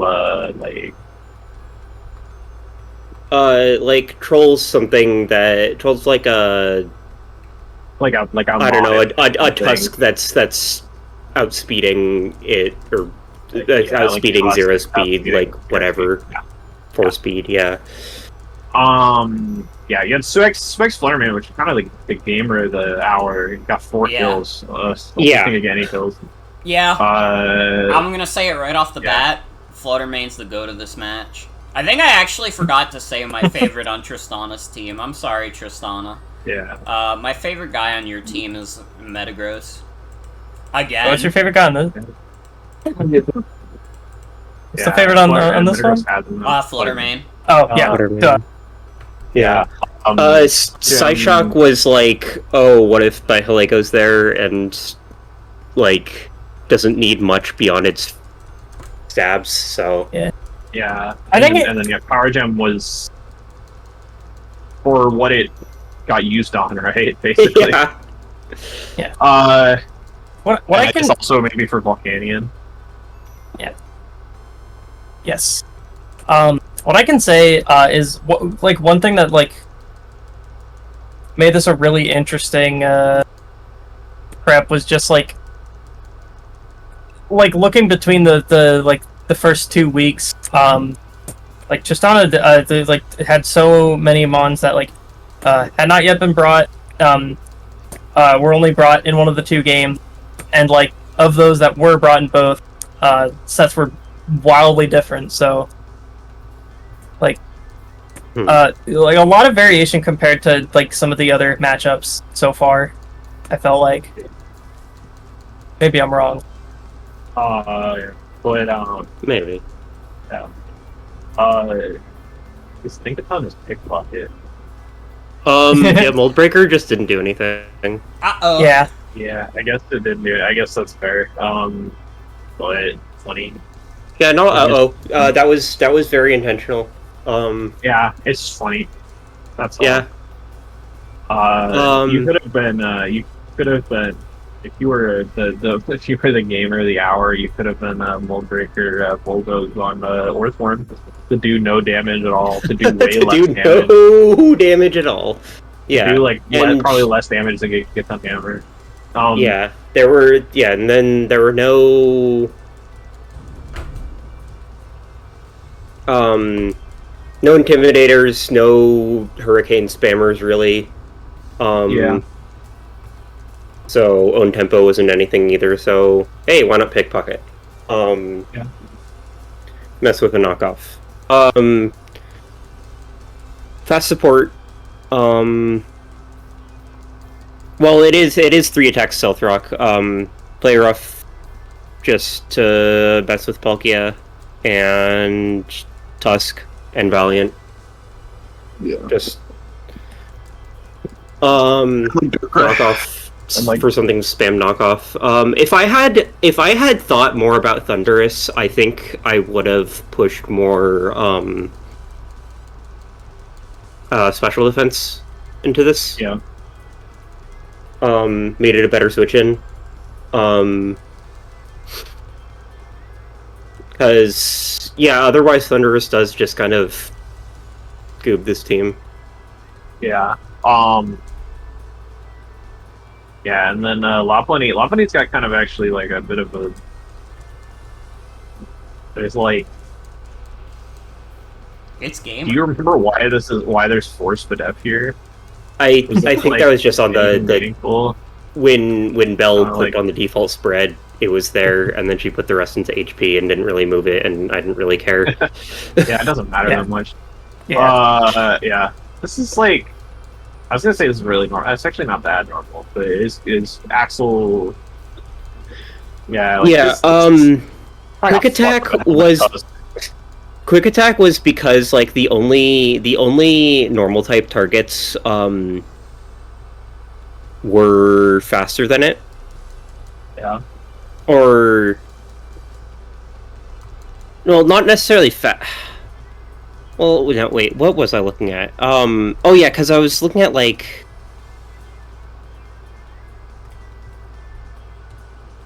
The hell was I looking? There was a reason, but because like this is faster than Thunderous and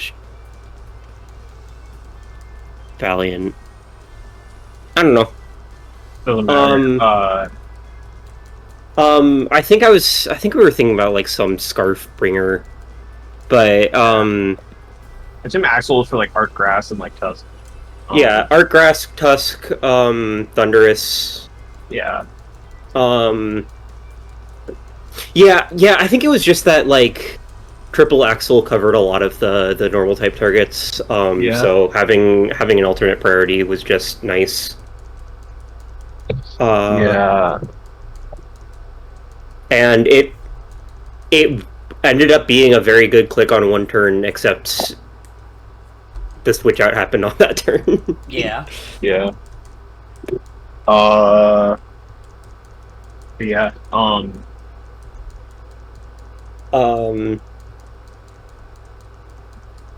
Overall final thoughts from I guess either of you two. On Sad day. how that game went. Yeah, I mean, it should not have fucking left. Not a lot of Tristan, yeah. No, absolutely not. Yeah, I don't know. That was kind of just like the game defining thing. Yeah. Yeah. It's been said to death already, but it like really did set the pace of the game. Yeah. And I will say, That's I funny, feel like Tristana I feel like me and said, Tristana like kind of called like a lot of really like made a lot of really good predictions and called in team builders. Yeah. What you're bringing. The Prankster Thunderwave was just like something that was like so far from on my mind, and if that had hit, that would have been also really huge. Yeah. But yeah. Hermaine would not have gotten 4 kills if that had hit. Yeah. If it had really gotten cheese, it might not have gotten 1. Right. But yeah. But yeah, like. Yeah. Like Bill, you any like final? You already said sad day. So I mean, yeah. It doesn't really cover it, is the thing. All right. Then yeah, thank you both for your time. Of course. Thank you. I'm gonna go to the pod really quickly, and then we can play. I'll think about what the next battle will be. Okay, how many battles do we have left? Are we like halfway? I know we did at least 4. I don't know if that was our 5th. I don't think it was. Was it? I don't know. I don't know. I lose track of things very easily.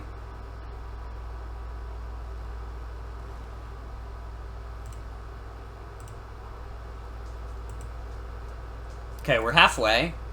Oh, we're making better pace through this than the other nights. Which is wild, because we did agree this was a weird week of matches. But hi everybody, I hope you've been enjoying Draft League. You can enjoy I'm a Gay Cat. I'm sure this is like the first time a few people who have been watching like Draft League exclusively are seeing my gay cat. This is my larva form. I'll be fully formed soon, maybe. We just don't know. It depends on when Jen has the time.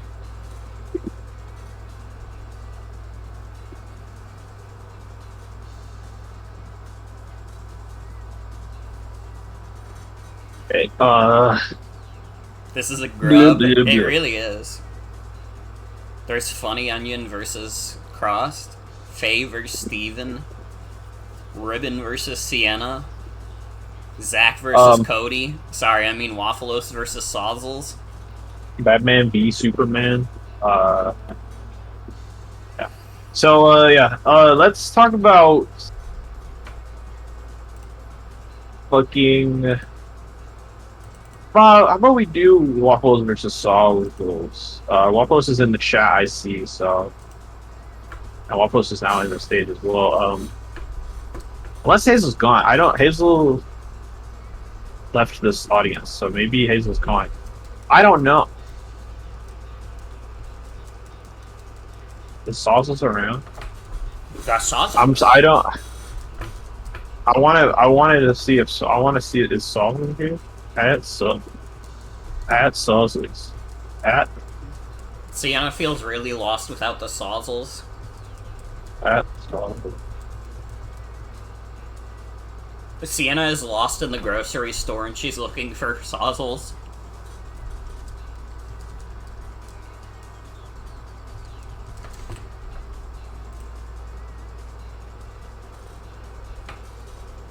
Dude, what was the gay SpongeBob gif? Why did you get rid of the gay SpongeBob gif? Yeah! Yeah! That's cool. Wait. It's mild Bobby sauce. Dude, that's kind of cool. I think Sauzels might be gone forever. Oh, fuck. I think our friend Sauzels might be gone forever. She's never coming back. Face it, Dave! Sauzels is gone, and she's never coming back! Yeah. Instead, I'm gonna ask if, I'm gonna pick a couple people.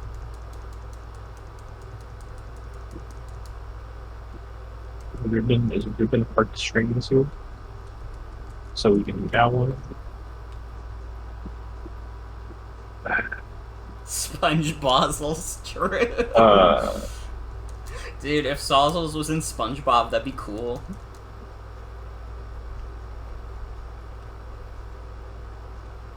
This is the kind of insightful commentary that you could get from me if you joined Chimp Dinner Live, because I'm always just saying shit like this.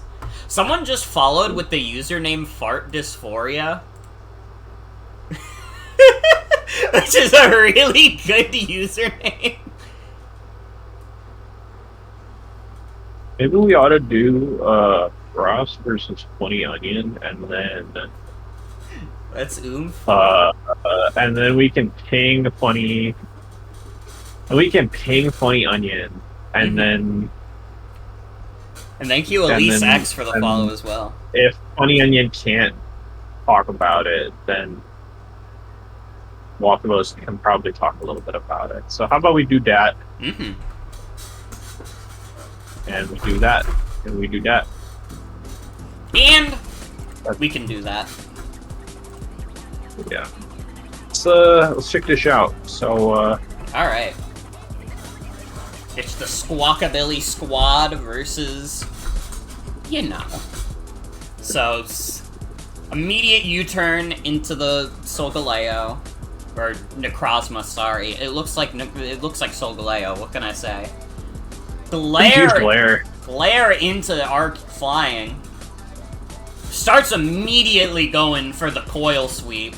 Although, now Arc is starting to set up Calm Mind, so this is starting to get a little scary.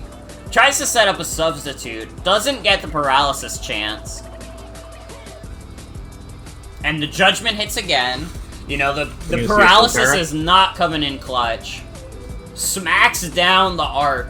And gets hit by a huge judgment.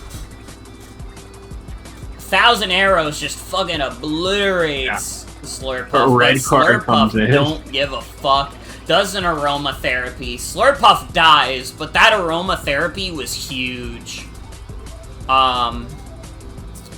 Primarina comes out into the Arc. A Theist horse. And now this Arc is trying to go for Calm Mind. Hits Necrozma with a Dark Pulse. Gets the flinch. Oh my god.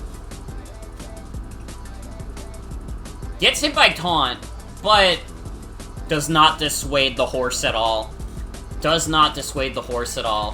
Hits Primarina with a fat judgment.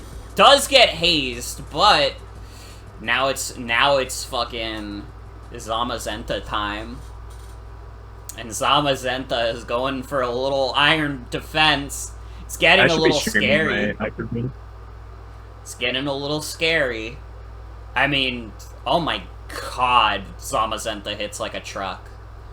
Squawkabilly comes back out, though, trying to do something, but turns out it's wrecked Zamazenta because Zamazenta does, like, one thing, and the rest of the moves can be whatever it wants. And so I really want to talk about this. This is perhaps the worst move ever of all time. And it's, fucking... And it is foul play. So, Squawkabilly comes in, intimidates this plus 3 Zamazenta. So it's -1 attack, and then it's +3 defense. And then clicks a resisted foul play into it. And it Quadruple! Well, no, not quadruple. No. Quadruple resisted before Gen 6. But just single resisted right now. But yeah, like... 1%. The fucking weakest foul play of all time. Really, really good stuff. One of my favorite turns of the league so far. Let's fucking go, Squawkabilly! And Zygarde comes back in, starts trying to coil again. But it's Zamazenta time again. Yeah. Once again, it is Zamazenta time. Mega Squawkabilly comes out, takes 85%! So the iron defense doesn't even matter. Oh my god. Now Funyonion finally remembers, oh yeah, wait, I have the guy that steals stat boosts. I could have done that the whole time.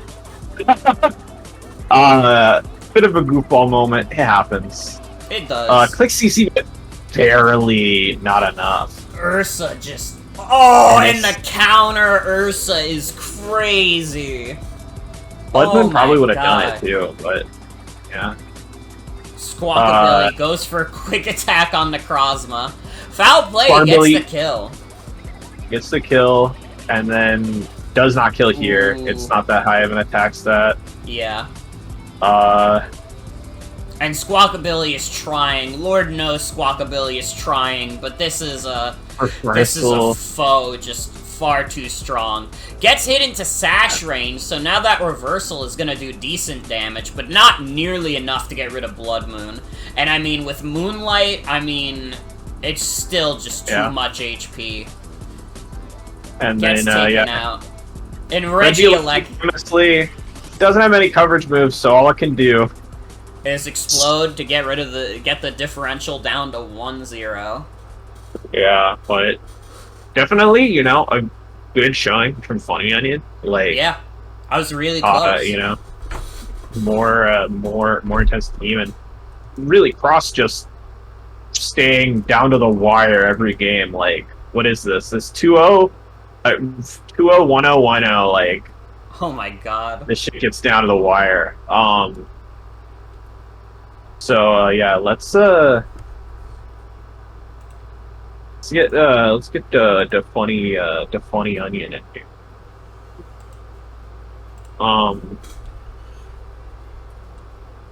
What's up? I just want to say, Smeargle, I would like to address Smeargle. Yeah. 500 Squawkabillies will no longer be associating with him, although Squawkabilly did want to make sure that the general audience knew that he's just a very troubled kid. You know, he learned those illegal techniques and he was like, I could get a leg up on the competition. He did not know how truly harmful his actions were going to be. We checked up with the team after, made sure everyone was okay. No one got hurt. Except for Smeargle, of course. And we will get Smeargle into sort of a training program. Maybe Smeargle will, come back eventually. We don't know, but for now, Smeargle is just, Smeargle's away, getting better. Squawkabilly is going to personally see to his sort of recuperation mentally and physically. Also, this match, I was so excited to talk about it because I had so much fun.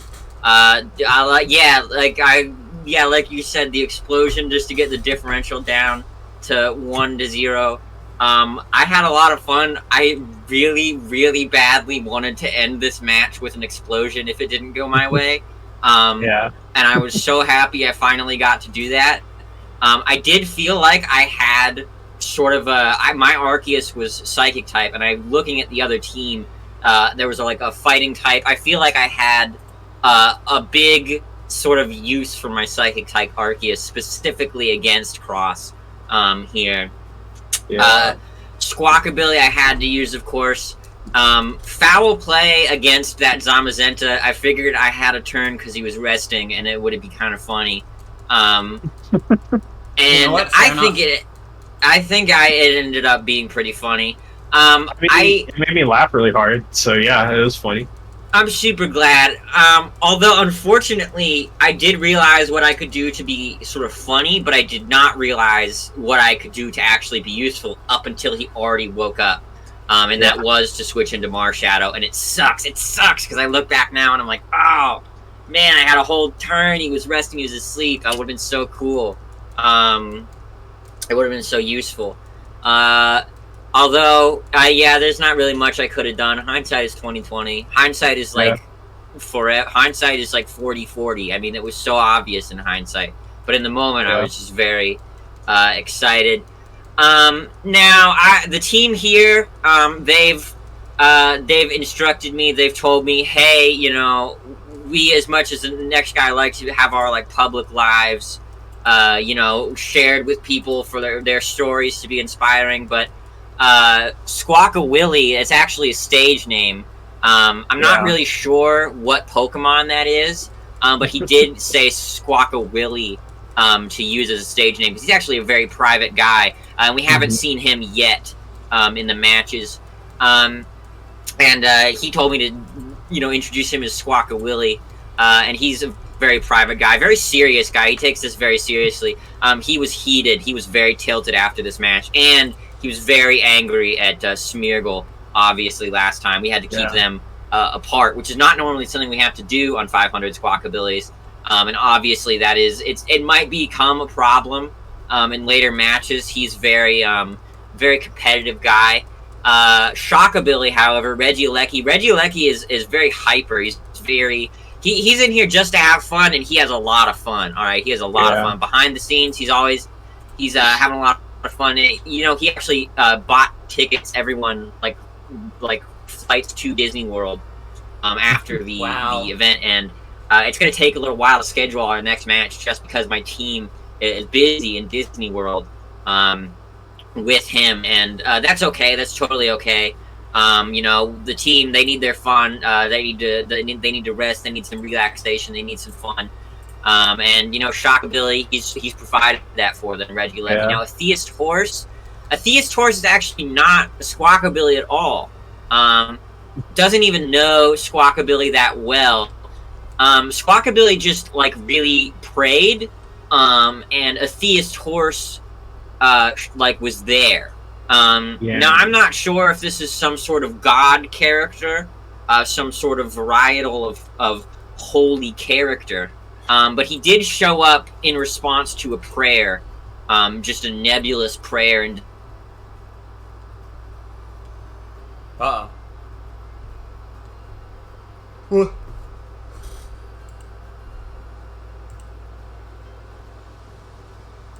Uh-oh. Am I the last one remaining? What's happening?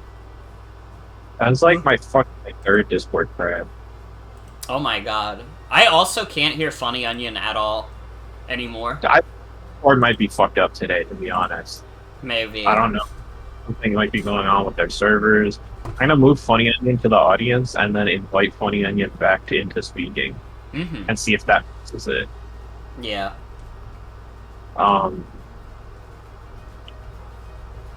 But I mean, otherwise,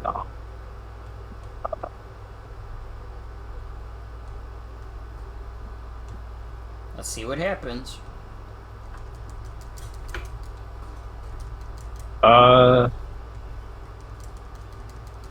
See, Funyonion, are you hearing us? Hearing us okay? I don't know if maybe they're not also. Oh, there you are. Hi. Here, Oh, my communication interrupted. My commute. do you think Smeargle may have something to do with this? Funyonion HQ is under fire. We are under fire. I repeat, under fire. But I still. Smeargle might have something to do with this. I give no comment at this time. I think Smeargle may have something to do with this. That's my own personal opinion, but that does not reflect the opinion of the rest of the team. Jesus Christ! Oh my God! But it's fine. Listen, folks, hey, stay safe out there. Stay safe out there. The team, the rest of the team, the squawk, atheist horse. She made a lot of friends. God is a woman. Atheist horse. She's not atheist horse. She is a theist horse. Obviously, because she believes in God and she is God, and she responded to Squawkabilly's prayers, and she did a great job. She's making a lot of friends. I need to get to my bunker. I think I hear barking. I don't know. I'm afraid. Stay safe out there in this treacherous time. Godspeed. I won't be able to. Thank you, Godspeed. Things are looking a little I scary for 500 Squawkabillies. I hope that's fucking Smeargle isn't up to something. But also, this 5-stat EV spread on Arc Psychic is beautiful. It is. So I wanted to mention that. But yeah, so that was that end. Cross is not around.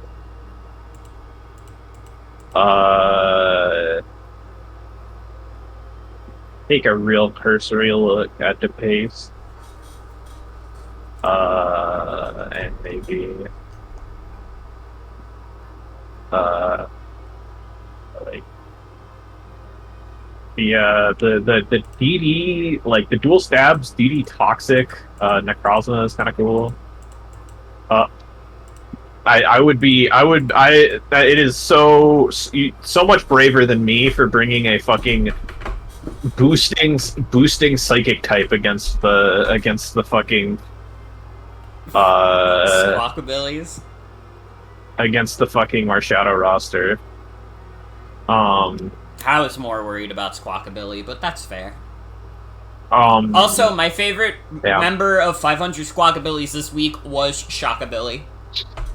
Shockabilly? I mean, he had an explosive finale. He had an explosive finale, and not only that, he bought everybody tickets for Disney World. You know, you have to respect a team player. Yeah, like Calm Mono attacking Arc Flying, pretty funny. Just on counter recovery on there. This guy did work. Sama C. Yeah, Zama went showed crazy. Up. Yeah, Iron Press wrestling. It didn't even click Behemoth Bash the entire game. I think it just clicked Body Press. Yeah. I mean, that's the thing with Zamazenta, is it would be so much better if it wasn't, like, one of the most linear Pokemon of all time. It is, like, maybe the most linear guy. Like, it might actually be more linear than my fucking Iron Bundle. Yeah. Specs Prima, like, pretty, kind of a funny set. I don't know, Haze was there. Haze on Specs Prima, that's kind of funny. Hyper Voice, Liquid Voice, Hyper Voice, is kind of cool. I guess it's for, like, subs and stuff. It works out. Blast Draining Kiss. I guess it works. Ursula Blood Moon, that counter was cool tech. I assume that was the exact situation that was being fished for, and it fucking worked, so, like, shouts out. And then, like, Slurpuff, like, this is another weirdo fucking red card on Bird and Slurpuff. Red card on Bird and Slurpuff has been brought 3 weeks in a row. Your fucking fave could never. But yeah, good shit. Like it's a funny team. It all worked out in the end. Yeah, and my favorite guy was Zamazenta. It did its one thing, and goddamn did it do it well. Yeah. So now I think I want to do. Now I think let's do his, because I called his movie, and then or no wait, yeah, his WAFFLOES. Yeah, that was the battle. I mean, yeah. So I called his WAFFLOES in here, and then so let's get that going. Let's get that cooking now. With the Sauzels Baffle theme. Sauzels sauces have returned for another sauce. It's a Sauzels moment. And here comes the Necrozma lead knockoff into Frostlass, but Frostlass gets a nice Will-O-Wisp. Does a fat Poltergeist. Honestly, it does quite a bit. And then Frostlass is like, I'm out of here. Blastoise demanding one thing, which is to trade. Arc starts setting up in front of it, though, which is, like, scary. You know. Calm Mind... Oh my god, what is happening to the Hyper Beam? Toxic. My internet! My internet! Oh. My internet. Let me know when you're better. I'm better now. Okay. Yeah, so, yeah, we had the, Yeah. Magearna switches. Arc has refresh. That's crazy. Yeah.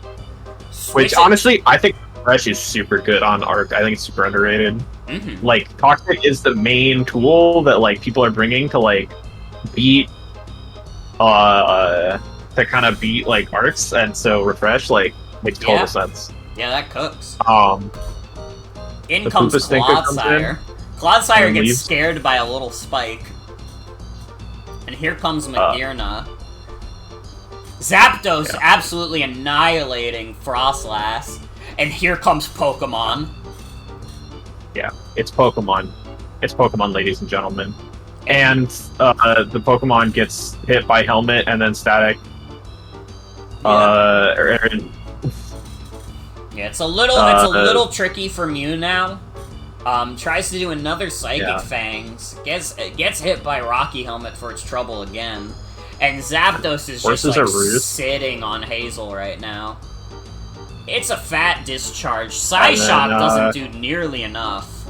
So I'm gonna speed this up a little bit because this is a fucking. Let's also make sure this is looping. It wasn't so thanks me. This is a game. This is a goober fucking 1v1 here that occurs.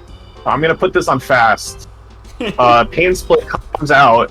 It's fucking Pain Split. Discharge, and please keep count of how many fucking discharges. So this is the This is the sixth. 1, 2. It's the sixth. 3. This is the third on Magearna. This is the third on Magearna, though. Okay. So this three discharges, no para on Magearna. This is not Covert Cloak. It's a defog. It's a Pain Split.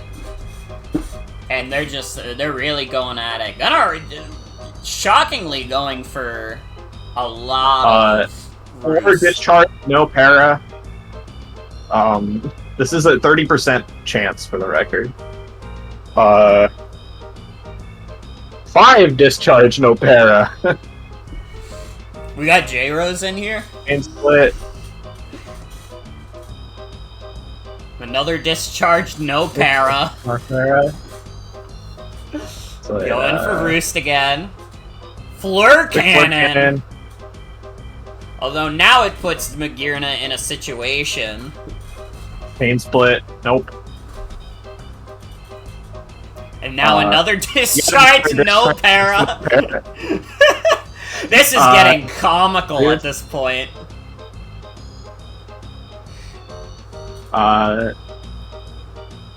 No Terra! We're at like 10 now. Pain split. Discharge. Yeah. Guess what? No para. Oh, no para, like 11, no para. Like, Discharge, no para. Pain split. yeah. And then And finally, I believe, the 12th discharge at paras, and then immediately dies the flare cannon.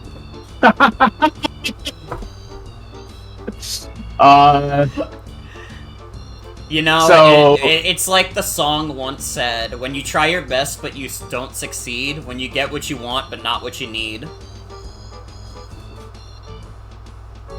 yeah, no, it was not Overcloak. Like, Leftovers was revealed. Like, it just...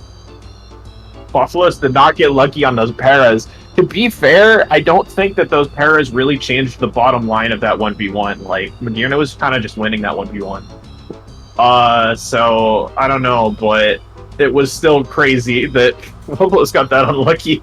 Yeah. I believe the number that got run, I believe that was a, like, 1% chance of happening. Yeah, like that. Faye said in chat it was 1.38. Yeah.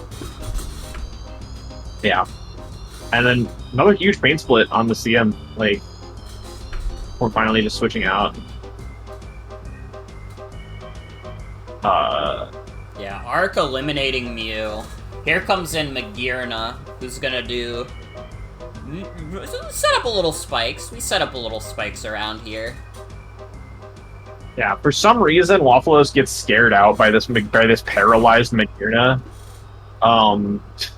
Yeah. While it plus 2, which is kind of goofy, but it only had judgment to hit it, right? So it was kind of a weird matchup. Yeah. So I guess it's kind of fair, but probably shouldn't have gotten that scared. The Evangelion does get a Morning Sun before switching out, though. And then... Gets hit by a fat gunk shot, as Dead Bart gets hit by a fat judgment. But that's enough to scare out Arc. Earthquake EQ, right EQ. into Dirge. Oh my god. Dirge doesn't get to do Now, anything. This is a funny set we have here. This is normal gem fake out to proc the Unburden. That's actually, like, insanely good. Holy shit. And then, yeah. Just comes in, just clicks the Dark Lock, kills it. While the Sauzels just kind of forgets that, like, just so flabbergasted by seeing normal gem that just forgets that Unburden is here and that this thing's faster. So yeah, Sneasler is now in charge, but Sneasler hits a fat CC, but Psyshock. Yeah. Psyshock moment. Here comes back out the Lion.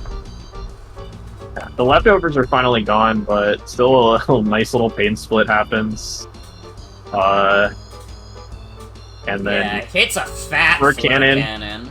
Just flare cannon to enough. perfect health to kill. And now it's looking tough for WAFFLOES. I mean, Magirna is really such like a hard Pokemon to deal with. You're kind of weird though. You're kind of weird though. You know, Yveltal has been representing the Democratic Party recently. It's a very interesting direction for them to take, but you know, it is how it is. The nice flinch into Clodsire is crazy. And then Arc is the spikes. Arc farts and explodes. Yeah. So yeah, yeah, like crazy performance from there from from Magirna especially, really. So let's bring his in. Yeah, I'm gonna say right off the bat, Magirna's the favorite. Not even a contest. You know, Magirna with like a set that is like not the most usual, I would say, but I mean it's fucking Magirna. Magirna gets the job done no matter what. Yeah, I think at the end it could have just like I I don't know why I didn't click side. I switched into Veltal instead of just clicking side shock at the end. It be how it be. Yeah, that's true. Yeah. Yeah, and I do want to clarify, like, with the Sneasler interaction, the reason I didn't think about, I wasn't like really that distracted by normal gem. I was more distracted by fake out at all. Because I didn't notice the gem at first. I thought it was for poison touch procs. Yeah. That was my thought, and I was like, oh dang, you didn't get the poison touch, like you didn't get all those discharges. Okay, well, I'm just gonna click earthquake now. Then it was faster. Yeah.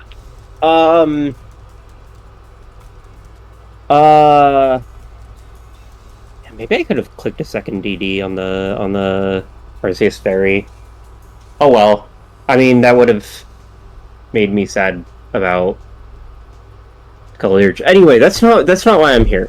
I'm here to talk about my sets. I'm here to justify all my sets. DD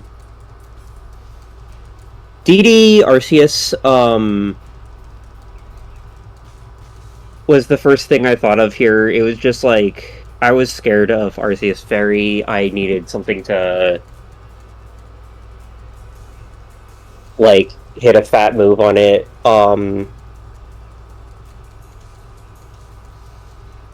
So I was thinking, yeah, I could just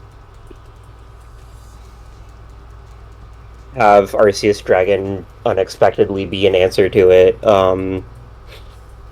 with the Gunk Shot, Earthquake for, both unaware guys just kind of died at Earthquake. Yeah. Dragon Claw Stab. I really did not want to get locked into Outrage. Magearna set went through a few iterations. It had Volt Switch for a while until Sienna, shockingly, in a conversation between the two biggest pivot lovers in the universe, we managed to convince me down from Volt Switch because it just doesn't really. We were thinking it doesn't pivot against much, although it would have pivoted against Arc Fairy that did not have Earth Power. Yeah, and it would have pivoted against. We were so convinced Earth Power was a lock though, and it just wasn't there. Yeah. And it would have pivoted against Zapdos, but Zapdos is just kind of a big problem. It was funnier that situation went down the way it did, to be honest. So this was originally Flare Cannon Spikes Pain Split Volt Switch, and then for a bit it was Flare Cannon Spikes Volt Switch Psyshock. Yeah. Claude, and then it was Flare Cannon, and then I was like, Volt Switch doesn't really do that much. How about you put Pain Split back on? Yeah, and also, in retrospect, it could have really been Mixed Iron Head again. Yeah. Mixed Zen Headbutt, right? It was Mixed Zen Headbutt for a bit, but then I was like, no, Psyshock is just better. Yeah. But it could have been Iron Head. That still would have gotten flinches against Clodsire, and it would have made the Arceus matchup anything. That would have, yeah, I didn't expect Refresh, no Earth Power, because I had a fucking Magearna. Yeah. So I was thinking Iron Head wouldn't be doing much in that matchup, but, I don't know, yeah. But yeah, Zapdos was a big problem, skipping ahead a bit, that's why I kind of had to bring... That's mostly why I brought Frostlass, because I wanted an Ice Move clicker. Yeah. It didn't do that good of a job, clicking ice moves. It literally didn't get to click them, but it did do a ton to Necrozma, immediately, which was cool. Yeah, I was happy I led that thing, and yeah, getting the turn 1 Wisp against Necrozma, And then the huge chip too, like. Yeah. I imagine that kind of just set WAFFLOES' mental state a little weird, which is why the Zapdos series happened.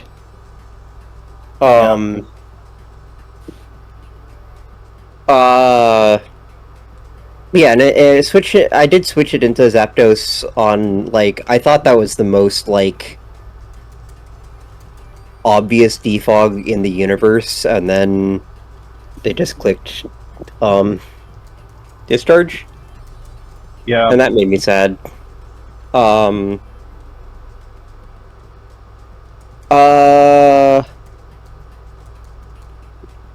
didn't think Shell Smash Blastoise would have been doing a lot, and I needed a bulky water here.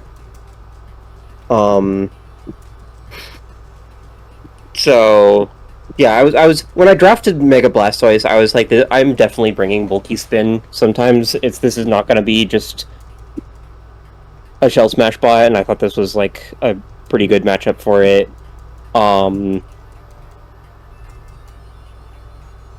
This was Earthquake for a while for the Water Absorb Clodsire match, but then I was just like, you know what, I have other things that can take care of that. So I just brought the Toxic, which was almost a really good idea, if not for Arceus having Refresh. Yeah. Yeah, Sienna did mention that you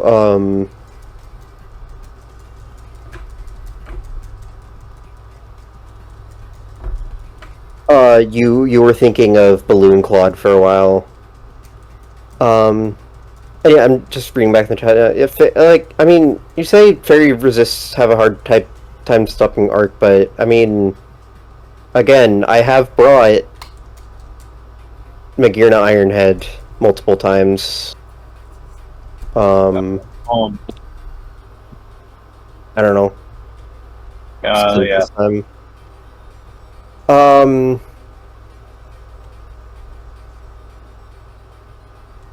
This is my most, like, offensively oriented Yveltal, and it's still, like, not extremely. Yeah. But yeah, this was kind of a Necrozma answer, pivot thing.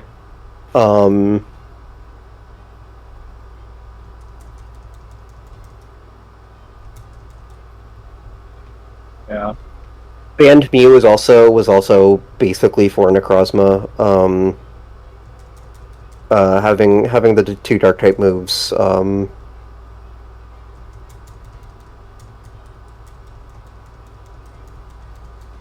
I mean,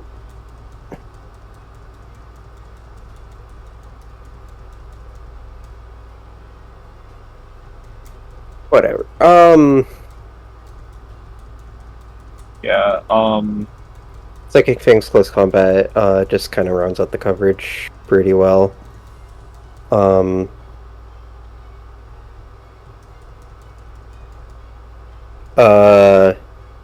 Slaps the potential T-Tar and Empoleon. Yeah, this team has the most like 252s of any team I've brought so far. Just really, or like 252s or nearly 252s. Yeah. Looking at the Yveltal, like 12 speed, 244 HP. Just kind of how it shook out, though. Yeah, it just was kind of optimal on a lot of guys. Oh yeah, I was also thinking about this Blastoise later. I think it really, in retrospect, should have been special defense. Yeah. I mean, not just because that's the way things shook out. It ate a big judgment.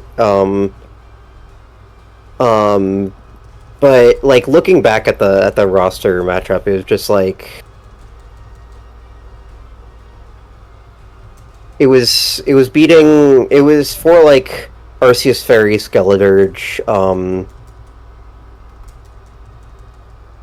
whatever, Indeedee.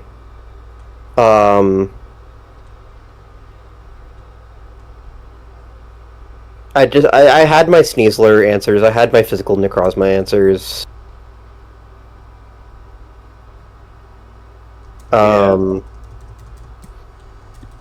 But oh well, the team won. So somehow. Yeah. The extended Magearna Zapdos shit was so funny. Literal, so fucking funny. Literal Looney Tunes shit. Yeah. That happened right in the engine room. Yeah. Good shit. Like, thanks for your time.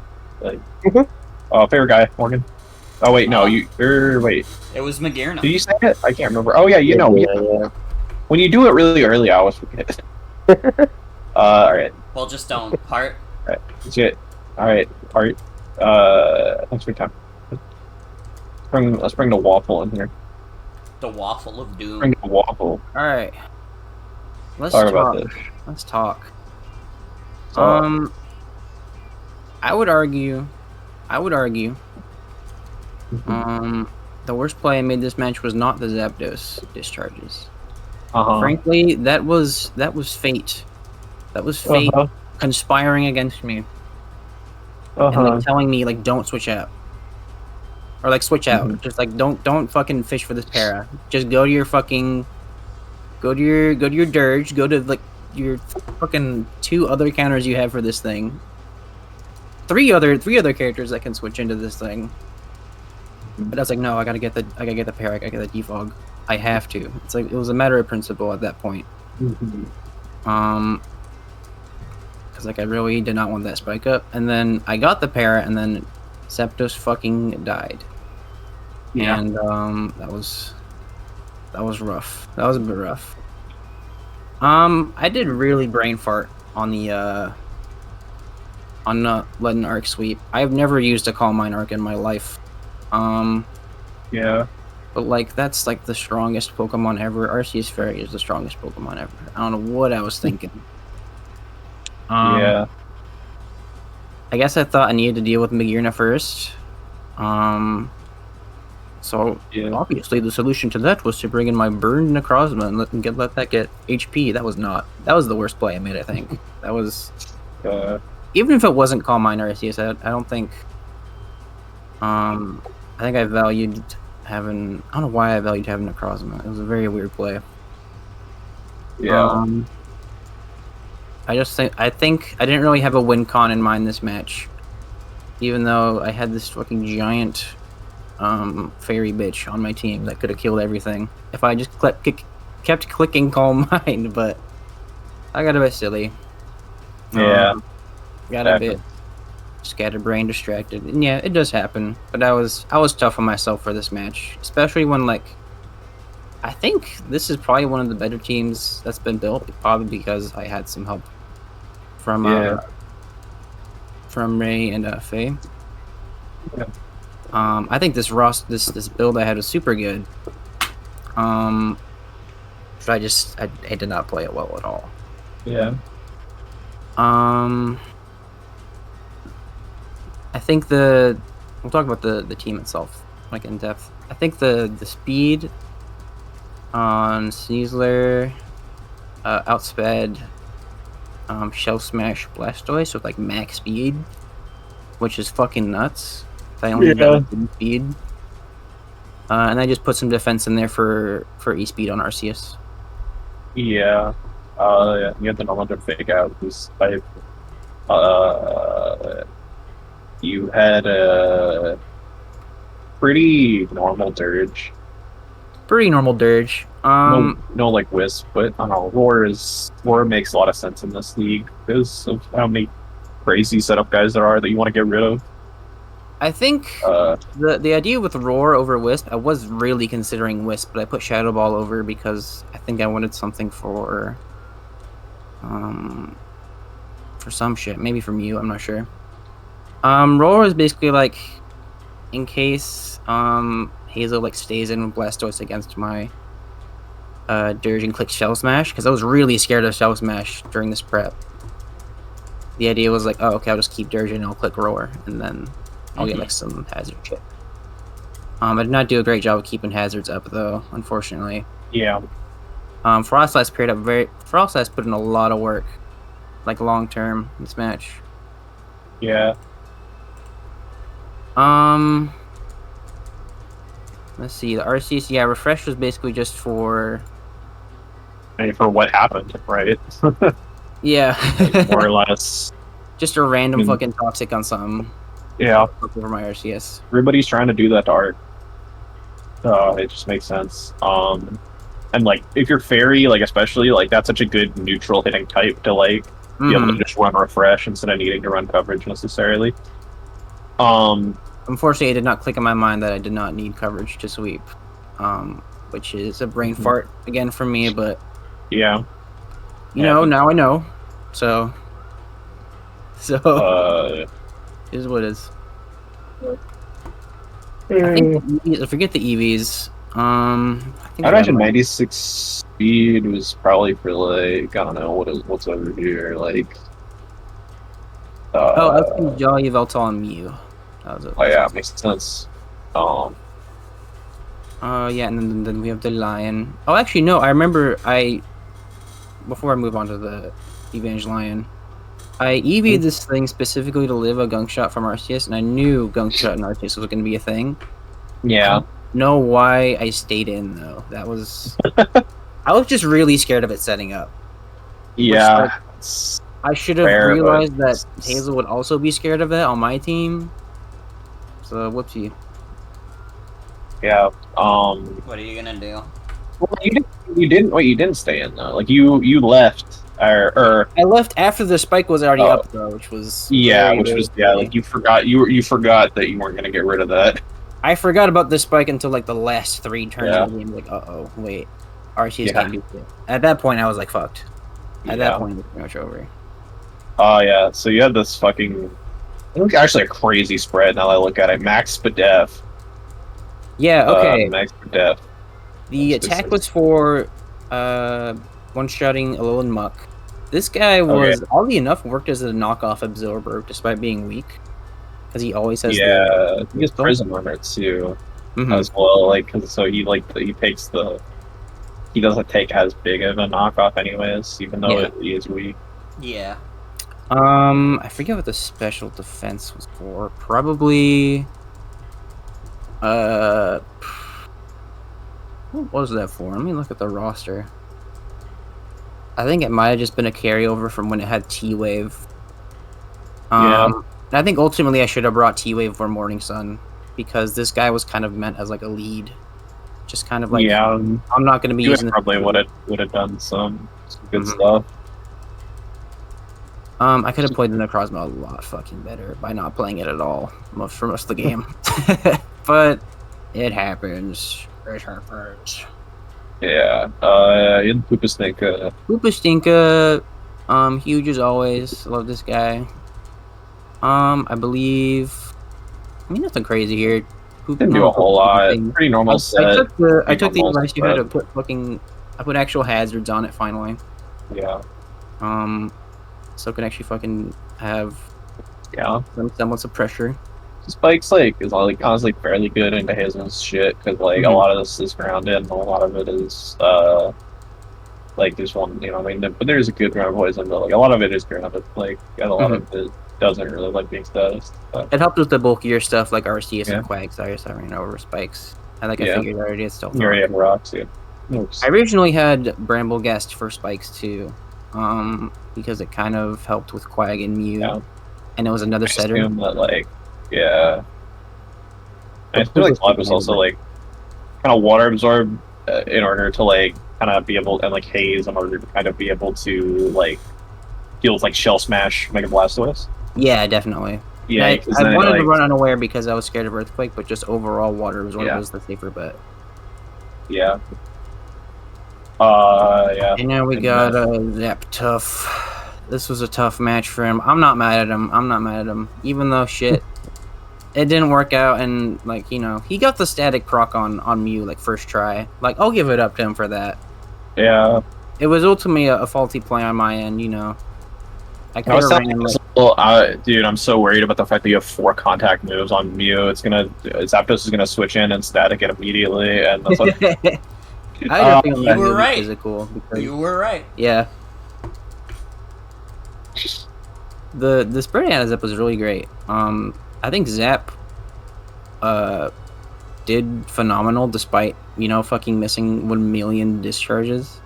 yeah. It was so good against this team. Unfortunately, Kind of got mispositioned, unfortunately. Like, yeah, we both got a bit. So I think Yeah. I could have ran something over U-return Yeah. because I'm usually just clicking discharge or defog or roost instead of pivoting.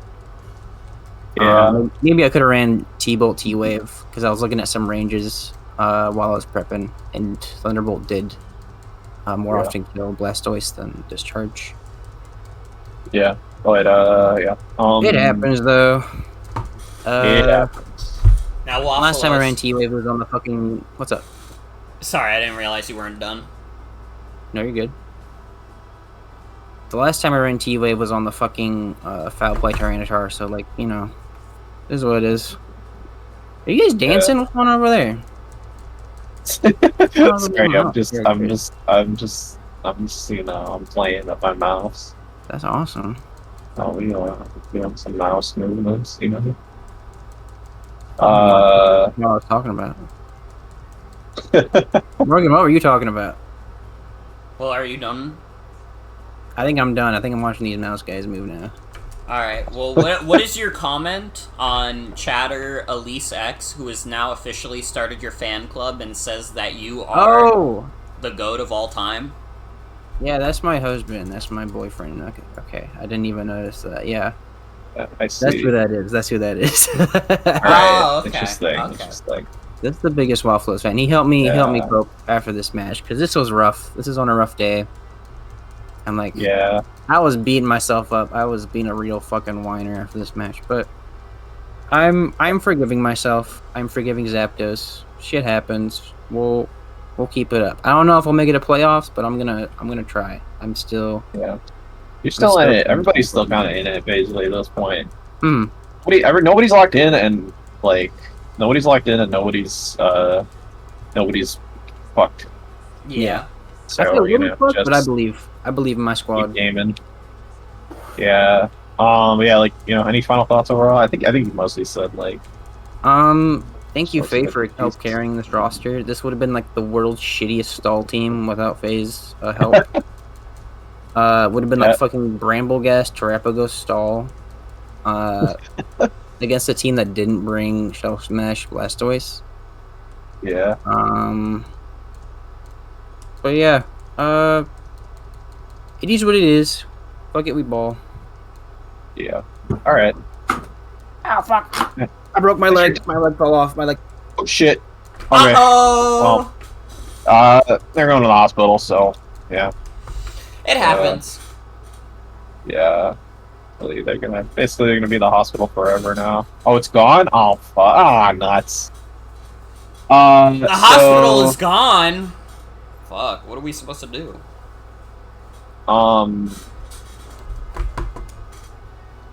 So we got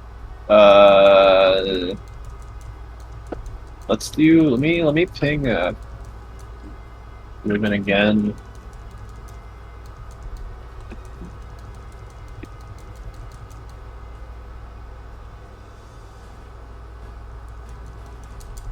Yeah, I guess we're just gonna have to bring out the hammer. You're right, Faye. Hammer! Dude, we could get Super Mario Hospital. Yeah. Oh yeah. I'm pinging Ribbon. We're just gonna have to replay. And hopefully it just comes around. This is my match this week. Alright.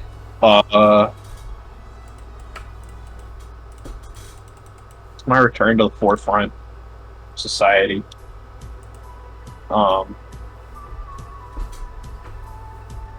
Yeah, let's see how this goes. Yeah. So the Pheromosa lead into the Rayquaza. This is the funniest first turn ever. Goodbye, Pheromosa. Crit. So that did about somewhere in the ballpark of 800% to Pheromosa. But it did give me fucking it did give me very important information, that namely being that this is Scarf Rayquaza. And I thought maybe this is Scarf Rayquaza, but I was just not gonna take the I was just like, fuck it. Like if this dies, I thought like the information trade is actually fairly 1-to-1. So I was very happy to learn that. And now that information is there for the rest of the game. And it is locked into Dragon Ascent. Yeah, here comes out South Park. Not even a distant land, we're stuck on a whole different planet. And the Fire Fang! Just predict the switch. Yeah. Chansey so comes retro. out. Chansey comes out on Goodra. Gastrodon. Gets a nice Toxic on Gastrodon.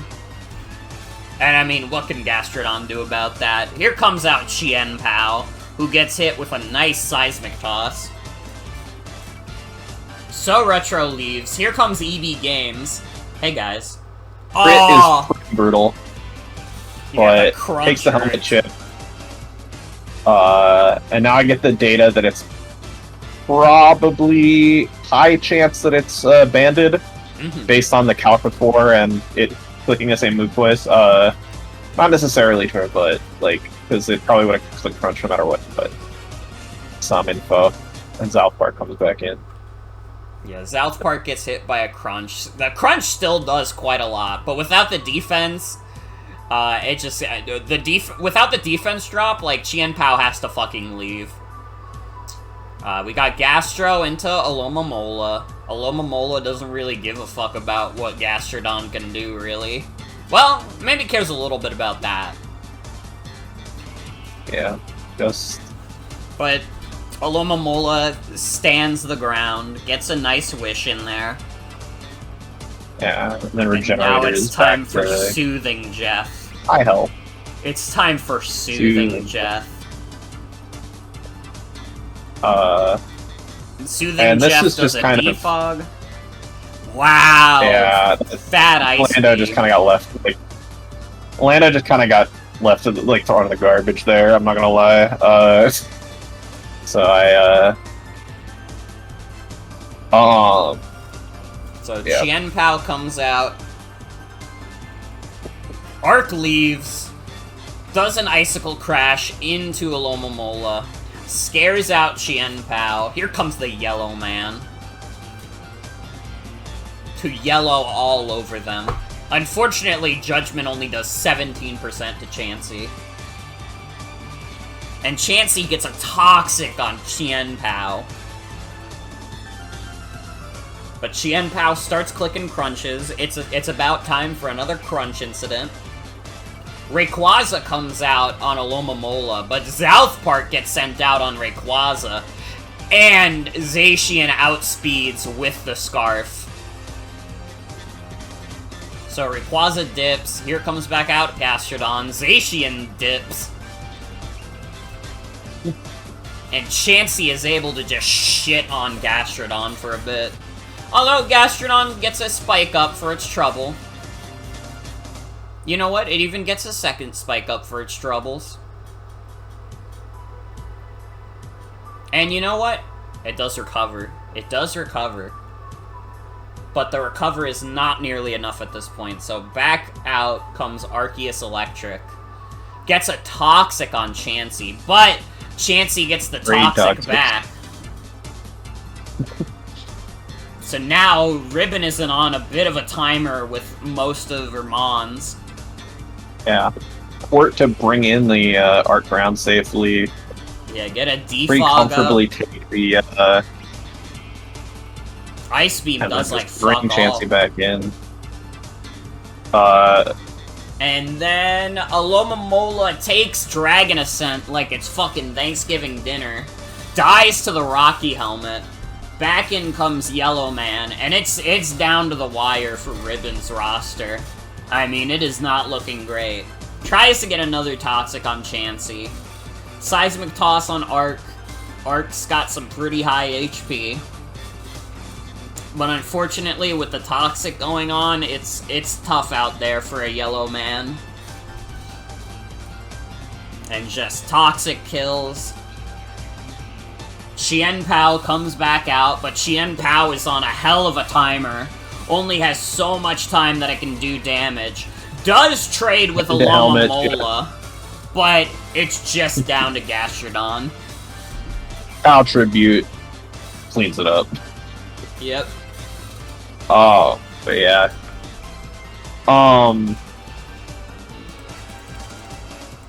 So yeah. So yeah, like let's talk about Ribbon Team first. Just to give Ribbon some like fucking like I feel bad for kind of wasting some time earlier. I called her in and then switched to a different match because I didn't get a response right away. It just happens. But let's talk about this. Talk about Dish Team. Yeah.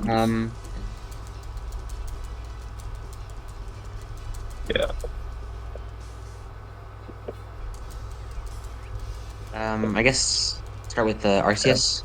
Yeah. This is again a Judgment Ice Beam Recover 4th move. Yeah. I tried to go with a more bulky set, and I put like Toxic on it because I thought that might work. Did not end up working very well, but I don't know. Yeah. Oh. Yeah. Do you remember what any of the EVs were for? I'm sure probably I imagine WAFFLOES helped you out with some of them. Yeah, I tried this team with WAFFLOES. Very helpful. I built like this sort of skeleton of the team ahead of time, and then I forgot to do specific EVs until just before the match. Some of them are a bit wonky. Yeah. And this is also my first time doing specific EVs. Yeah. I think I know the special attack was to always KO Alomomola. Yeah. Outside of that, I'm not sure. Yeah. Fair enough. Yeah. Can't always remember. You have the mixed Scarf Rayquaza here. Yeah, the name Rayquaza again comes from WAFFLOES. Yeah, like it did get its huge giant like 800% on Pheromosa turn 1 there. Really yeah, funny. and then I assume you wanted the Draco for just like just not wanting to deal with the other dragon moves, right? Like Dragon Claw's kind of weak. Dragon Claw's kind of weak. Outrage like locks you in. Locks you in. Scale Shot's unreliable, right? You know, they're all. Yeah. I do remember the special attack EVs were to always KO Zekrom, and then the speed was to always outspeed Zekrom like Jolly at +1. Yeah. And then as my sort of strategy was hit all the benchmarks I wanted, and then put everything else into bulk. So you have the 24 HP there. Yeah. Waterfall was kind of a weird move. I couldn't pick a 4th move, and Waterfall sounded funny for Heatran. Yeah, it works. Coverage. Yeah. You know, I really like mixed Rayquaza because its special attack is just so huge as well, and a lot of people don't really expect it. Yeah, they're both 150. It's so fucking brutal. It gets so many moves. It gets like Meteor Beam, Thunderbolt, Blizzard, Energy Ball. I think like Flamethrower. Yeah, it's like everything. Hurricane, Meteor.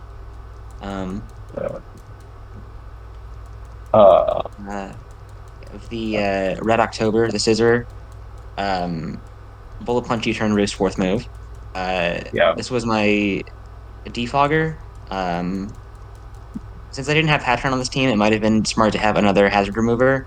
But I didn't think about that. I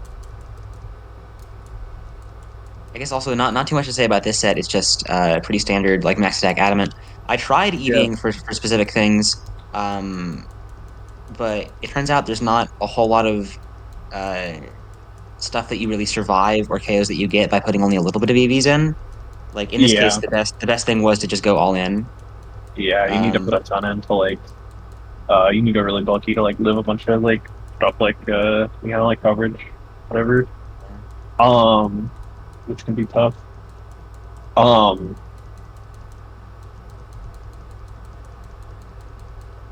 Yeah,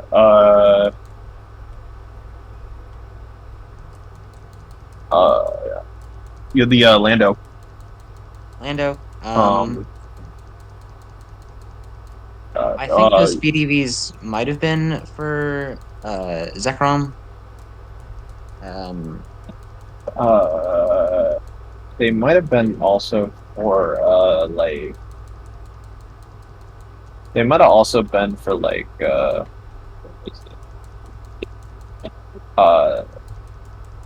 like modest Thunder's Tea or something like that. Like they might also work for that, some shit like that. I can't remember. Yeah, 232 seems like a little high, but yeah. it Or does no, seem a this is little the same high stat as again. modest. I don't know. Yeah. It doesn't matter. It's again, like I probably could have been more specific with the EVs, like not 252 modest. I feel like that's an optimization I'll try to make in the future, but it's fine. Yeah. Superpower was to hit Chansey. It's not very good. It Yeah. turns out even like 252 adamant, you still don't want to KO defensive Chansey. Chansey's so fucking fat. It's so fat. But I thought that it was funny enough to keep over anything better. Yeah, I was a little worried about the superpower anyways, so like seeing it was there, it's like, oh shit, that could have fucked with me a little bit. Yeah, like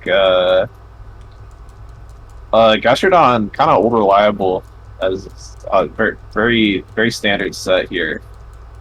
But did it Yeah, it is it's mainly just for physical attackers or like Scald. Yeah. And like the bold nature. I do think Gastrodon might be one of the Pokemon I bring to like almost every game. Just because it can do so many amazing things. Yeah. Remember we had spikes on there because spikes were Almost all my to guys I think are yeah. almost all my guys are grounded. Yeah, and that was what I was looking because it was between Stealth Rock and Spikes because there's a lot of one-hit KOs that you nab with that damage, like Scissor Bullet Punch, for example, on Pheromosa is I think a one-hit KO after a layer of either hazard.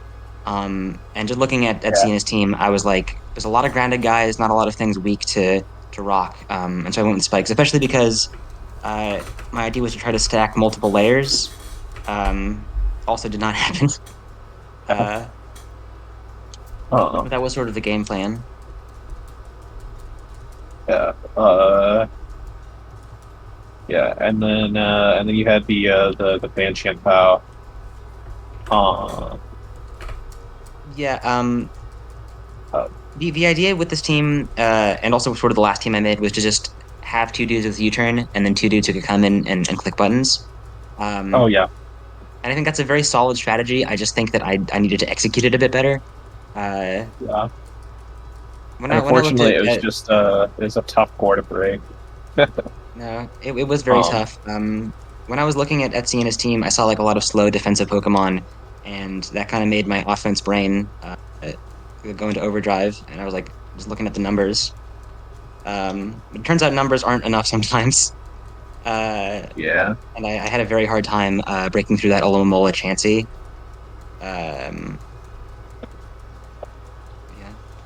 Yeah. But yeah, like, do you have any final thoughts overall? I think I felt like I had kind of a handle on the game at first with that turn 1 crit, just like nuking Pheromosa from orbit. But I feel like I lost control very quickly. It's like you're saying, like that core Chansey and Olomomola, it's very solid. And like the U-turn, breaker thing is also very solid. I think I just need to pay more attention to the optimizations, and I feel like I also need to be not as greedy in terms of getting my guys in, because I was like very eager to come in and click buttons, and that was kind of my downfall, because it felt like Sienna was very easily able to sort of play around that. Yeah, that's kind of it. Just good game, really. I thought it was a lot of fun. And I'm looking forward to. I think WAFFLOES is my next fight, and that's gonna be fun. Yeah, sure. All right, good shit. Thank you for your time. So yeah. Oh wait, shit. I don't know what I just did. Wait. I And did my nothing, favorite I think, was Rayquaza. Yeah, I did do like 800% immediately. What other Pokemon have you ever seen do 800% on the first turn of the game? Come on now. Yeah, let's just keep that calc on screen for the rest of the stream. Like, let me talk about my team. So Pheromosa, this shit doesn't matter. This died immediately. Like, it was speed creeping something. Doesn't matter.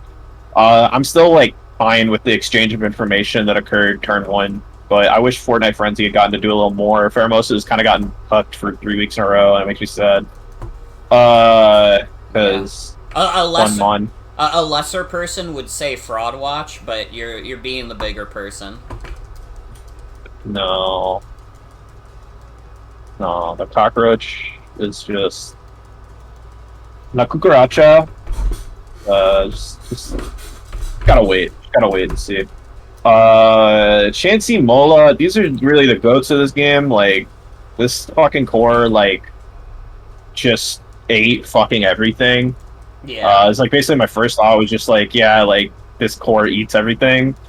And it ate everything. Mola did eventually die, but it was like, it was just the decision that made the most sense. Like, I knew it was gonna die to the fucking move there. I just was like, killing this with Helmet is like way less risky than any of the other plays I could go for right now.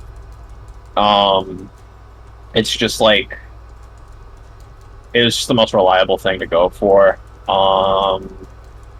Yeah, like, no HP, or well, 4 HP along, but like, no HP, like, a lot of defense and special defense to dissuade, like, Psyshock clickers and, like, random fizzle coverage moves so that Chansey wouldn't immediately die to them. I thought teleport was important. You know, one of the things I don't like about a lot of these kind of passive walls is that they don't have any,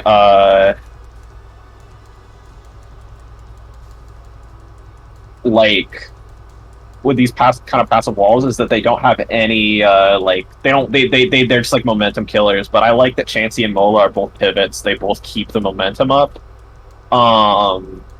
And so, like, and Chansey, like, especially, like, you know, you couldn't really pin it down. It was, like, teleporting in, like, Arc to get defogs, and it was, you know, teleporting in, like, XYZ, like, to make the right plays happen. And it wasn't Natural Cure kept it from really getting, like, from, like, having Toxic really make any progress on it. Yeah. Or Burn or whatever else. This is a jerf.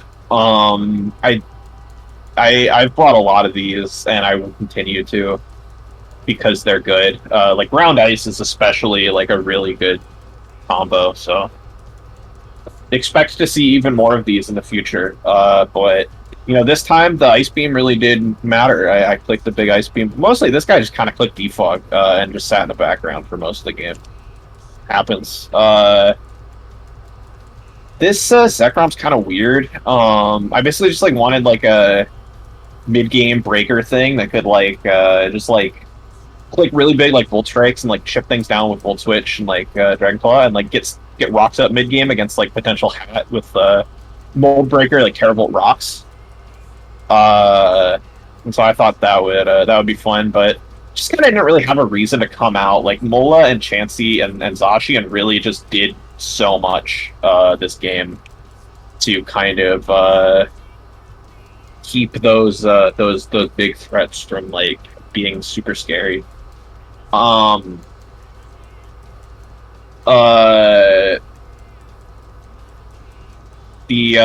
like, Zacian, and Zacian was, like, Scarf, which I have bought Scarf Zacian all 3 weeks so far. I think it's quite good. And it just made total sense here because of Rayquaza. It just, like, it scarfed and beat up Rayquaza for, like, whatever it could possibly do. So it just, yeah, like, it just made sense, and yeah, like, The Fire Fang was a read. It was like a minor risk I took, but it paid off. So, Yeah. that was a good season early on. Yeah, and like Mola, I was like boots on this for a while, and I was like boots on this for a while, and then I was like, wait, helmet. It should be helmet actually. And I was very right for it being helmet. The helmet was so useful that game. But otherwise, it's a very normal Fizz Def Mola. So yeah, like as a team, very happy with it. Chansey Mola is a good core. Hell yeah. I'm glad that this team has has a mode where it can just go super slow if it wants to, and just wall everything. Oh.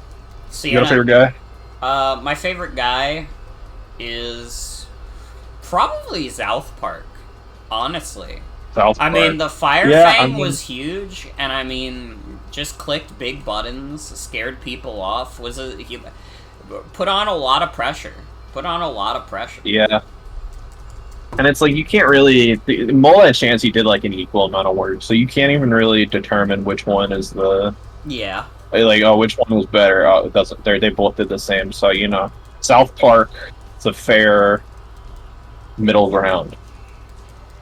It's the middle ground option. But yeah, shout out to South Park. All right.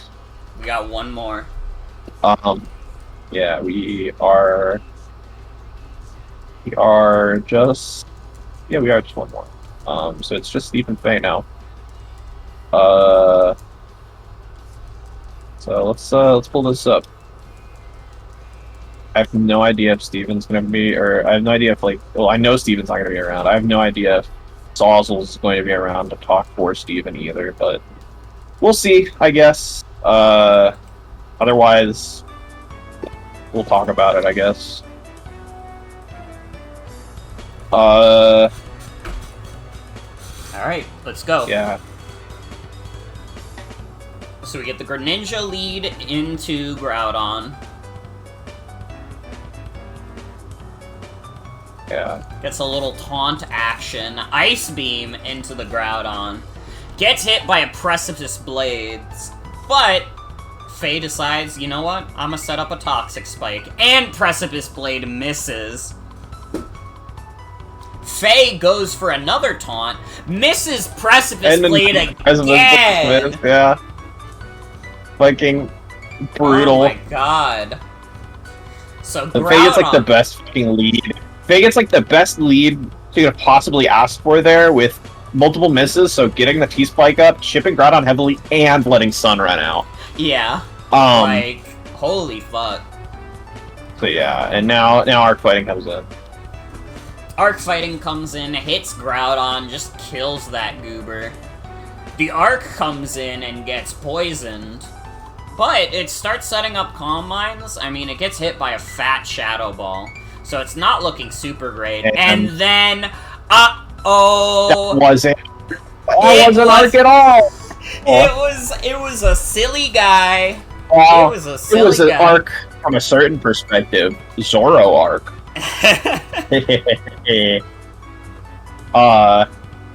And in comes Lando. And Lando just hits with an Earthquake. Arc has taken quite a bit of chip. But this Faye... is a stupid little...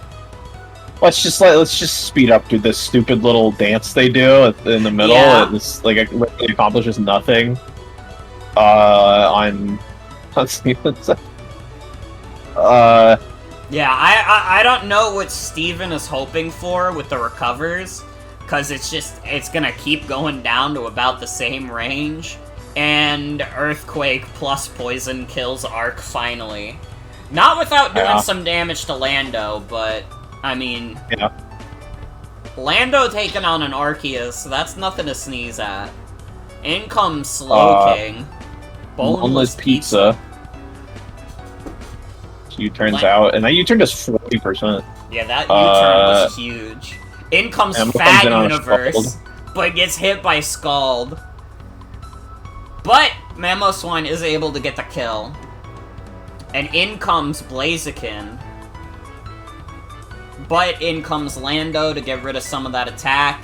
Gets killed by by Flare Blitz, but, you know, Blaziken is not in a great position. Oh my Gamut Ween. Hits Dynamax Cannon. Yeah. Also, let's talk about for a couple turns there. The Blaziken, let's actually just like wind that back really quickly. Like, so this is a Mega Blaziken. So like comes in. So like turn 1 no Mega. Doesn't have speed boost.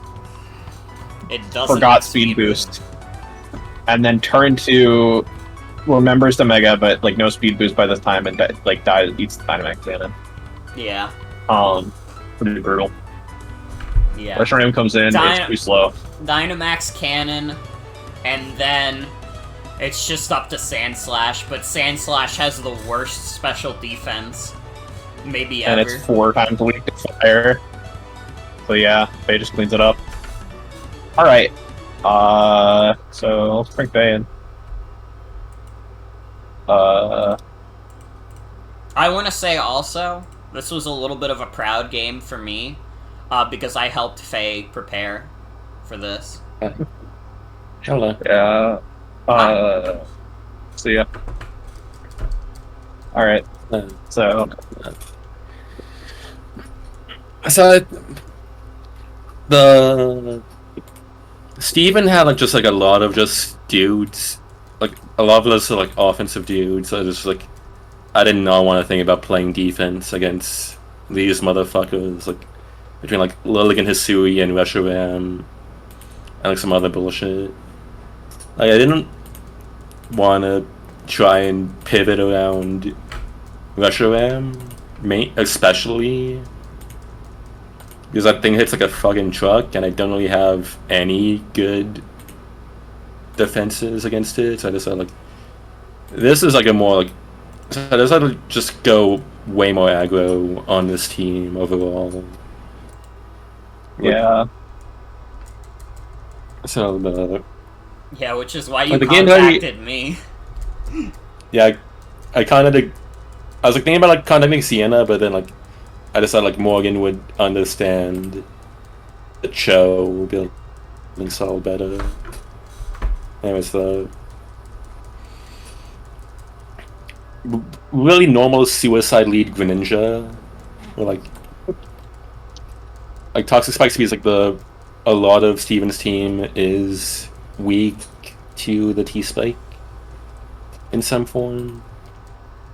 And also the Ice Beam Dark Pulse is like pretty good coverage against most of the roster, and then like it was like I was pretty sure that like it didn't hit Mega Blaziken, but it's like I was pretty sure that wasn't gonna be coming in early game really, and like it especially not against like Greninja with an unrevealed move. Like I would be scared of it. Yep. Well, I could just like switch to Lando if it did try that anyways. Landis is like the fucking speed creeping Reshiram because like I wanted to kill that thing before it could kill me from positions. The Stealth Rock and U-turn got good moves. Earthquake and offensive to like Earthquake, like but like very good odds to just one shot Reshiram. And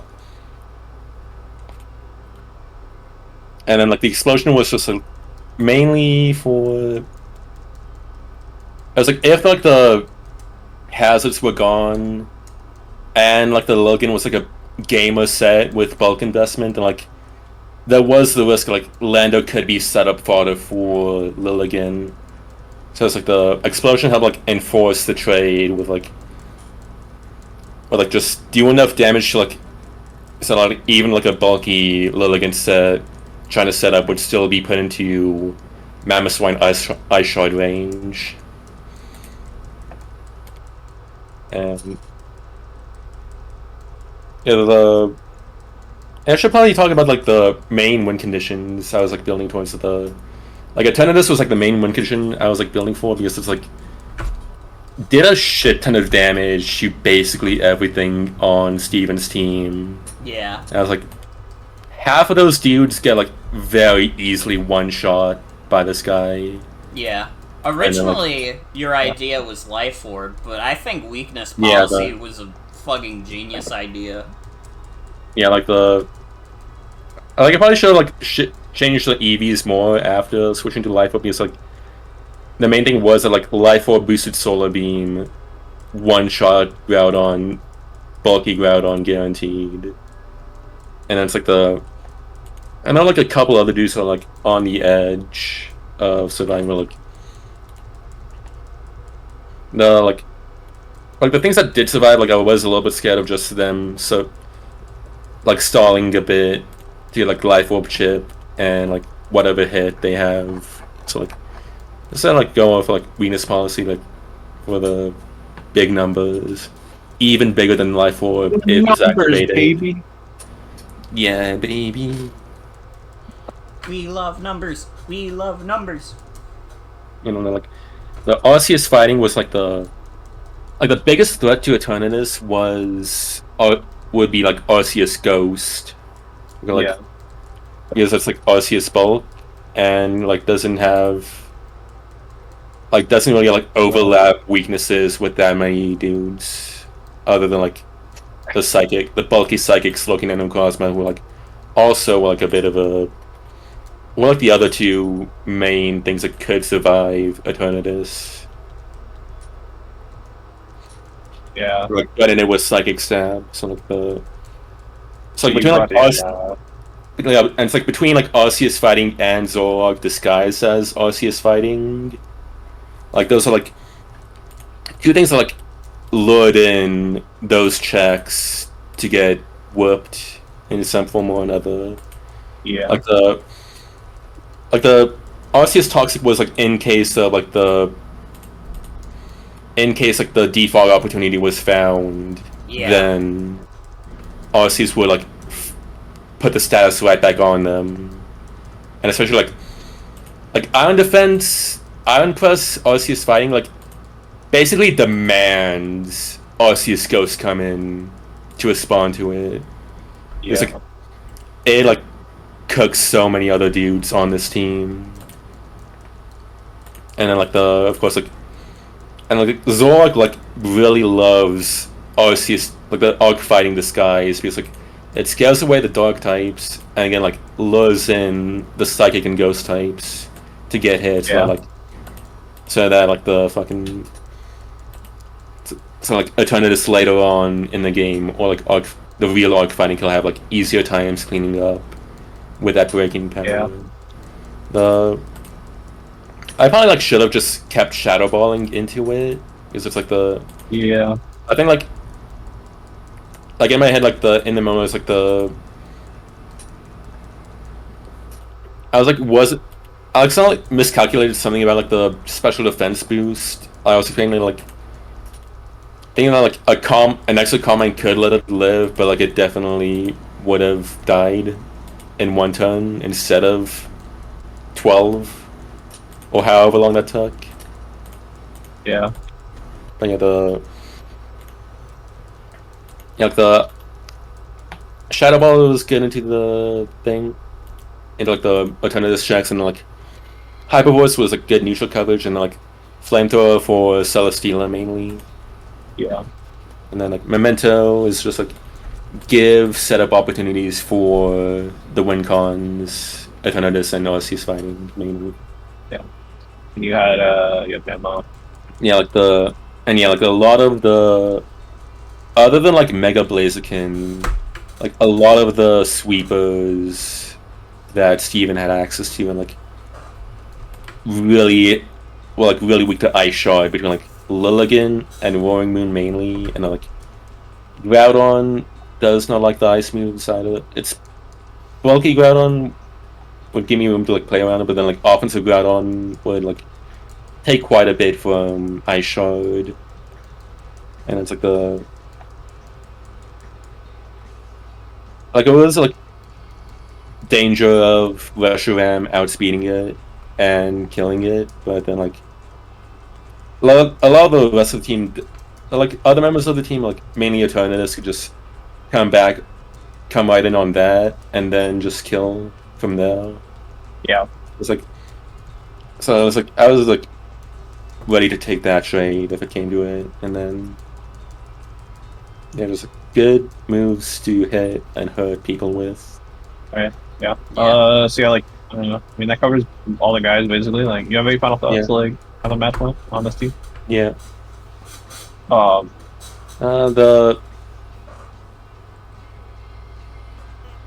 a ton of this keeps feeling like a kill stealer in these games. So it's like I wanted to do big. I keep wanting it to do big numbers of things, but then like it just like cleans. It just acts as a cleaner. Yeah. Instead of a breaker, and I was like, but Yeah. I did like. I mean, in this game it was like more of a win condition kind of dude. So it's like fair. Yeah. It didn't get the You weakness can have these policy off, but it did end up being the win con anyways. Yeah, like it didn't need to agility either, but it's like all the things that were left over it just one shot anyways, so it didn't need to. It didn't need either of those. So your favorite guy, Morgan? My favorite guy on this team, I mean, I really like the Greninja Suicide lead, I'm gonna be real. And Toxic Spikes really did come in clutch, like, that whole game. Yeah. But, I mean, Greninja was living up to its name. You know, it's a ninja, it kept dodging those fucking precipice blades. It was going crazy. It was like, for a Mon that was just meant to go out and die, it did a lot. It did quite a lot. I really like Zoroark. That's probably my favorite guy because it's funny. Like the whole Zoroark exchange was really funny, and just like, and also like the name, because it didn't take any damage. The name was like a fun surprise. Like once we saw the pace, we spot the white elf. It got me a little bit. So that was pretty good. But yeah. Thanks for your time, Faye. Good shit. Yeah, yippee. Yeah, yippee. Now let's like really quickly look at Steven's stuff. And I don't think Sauzels is gonna appear, so it's just like yeah. A lot of 252 spreads here, very simple spreads, makes sense. Like Defog, like Reshiram works out. I don't know why I said beats, but Defog Roar. Kinda makes sense. Blue Prairie Draco Steps works. It's finally not fucking attack invested. The Reshiram, I remember when we were preparing, when I was preparing with Faye, like, I kept going, like, dude, Reshiram kind of hurts everything, and Faye just had to tell me, like, yeah, Reshiram hits everything really hard. There's nothing we can do about it. Slowking, like, extremely normal. Like, absurdly normal. So, not even really worth remarking on. Arceus Ghost, this has, like, the one spread that's kind of interesting. I don't know exactly what the speed is for. I would guess it's, like... That seems like a lot to outspeed, like, the base, like base 97s. And base 100 zone. I don't really know, honestly. Maybe it actually is. Honestly, that actually seems reasonable for the base 97s. It's probably those. That's just a guess, though.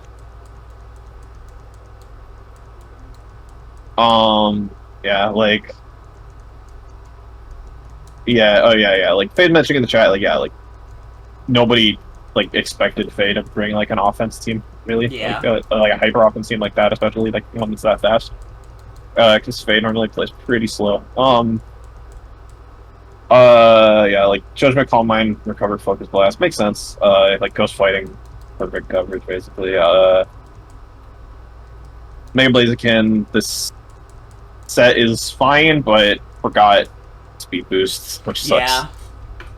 The loss of speed boost was rough. I mean, honestly, like, if you just megaed right away, it wouldn't have been an issue at all. It's just, yeah, he didn't mega either, so it's just... Yeah. Forgot to put speed boost on it, then fucking forgot to mega, like, wow, bro. But happens. This was like Endeavor Focus Sash, Sand/Alola? I don't know. I mean, what the fuck else is Sand/Alola gonna do? It's Sand/Alola.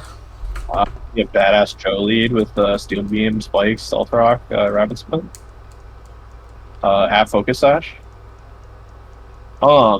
Anyways, and yeah, like leftovers like bulky Groudon, like blue Groudon, like with Stealth Rock or Thunder Wave. Restless Blades makes sense.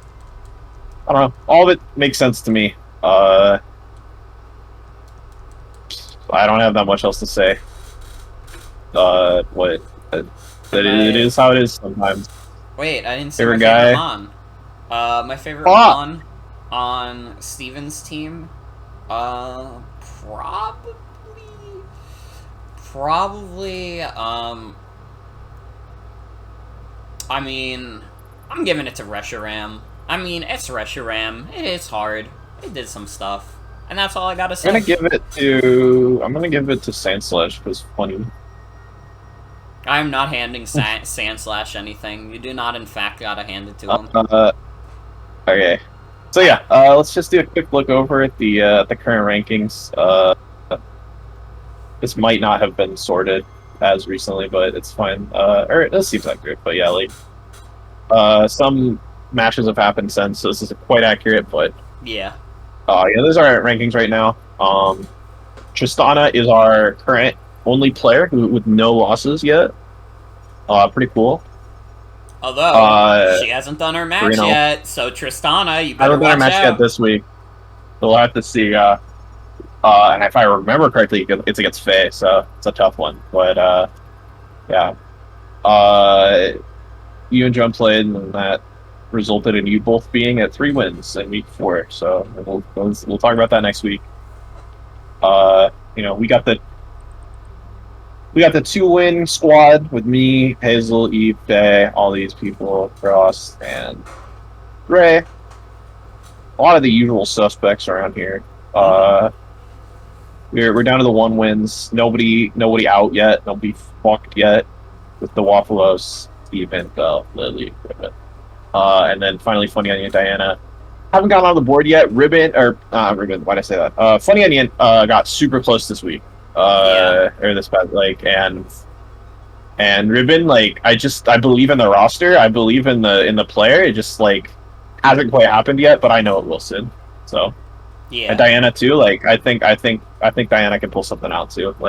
There's nobody I'm completely counting out yet, because really, you're gonna need at least 4 wins to make it into playoffs. But nobody has 4 wins yet, and we're only on week 4.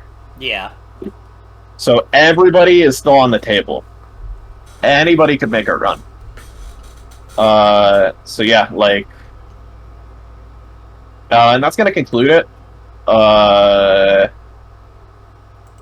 Yeah, thank y'all for tuning in. Yeah. I'm gonna go head out. You can do whatever you do, finish up your stream, and yeah, thanks for joining me once again, and thanks everybody for watching. See y'all next week. Bye. Bye bye. Yay! All right. Well, yeah, that was Draft League for the week. Still feeling pretty good about my own placement in the league. Morgan Nation, it's not over yet. It's not fucking over yet. We have a tough battle ahead of us, but I know we can do it. Yeah, good shit from everybody this week. There were some interesting games. Interesting stuff. I helped someone for the first time. I think that only happened once in MFL 1 where someone asked me for advice. So, I'm going up in the world. It only took until week 3 for it to happen this time.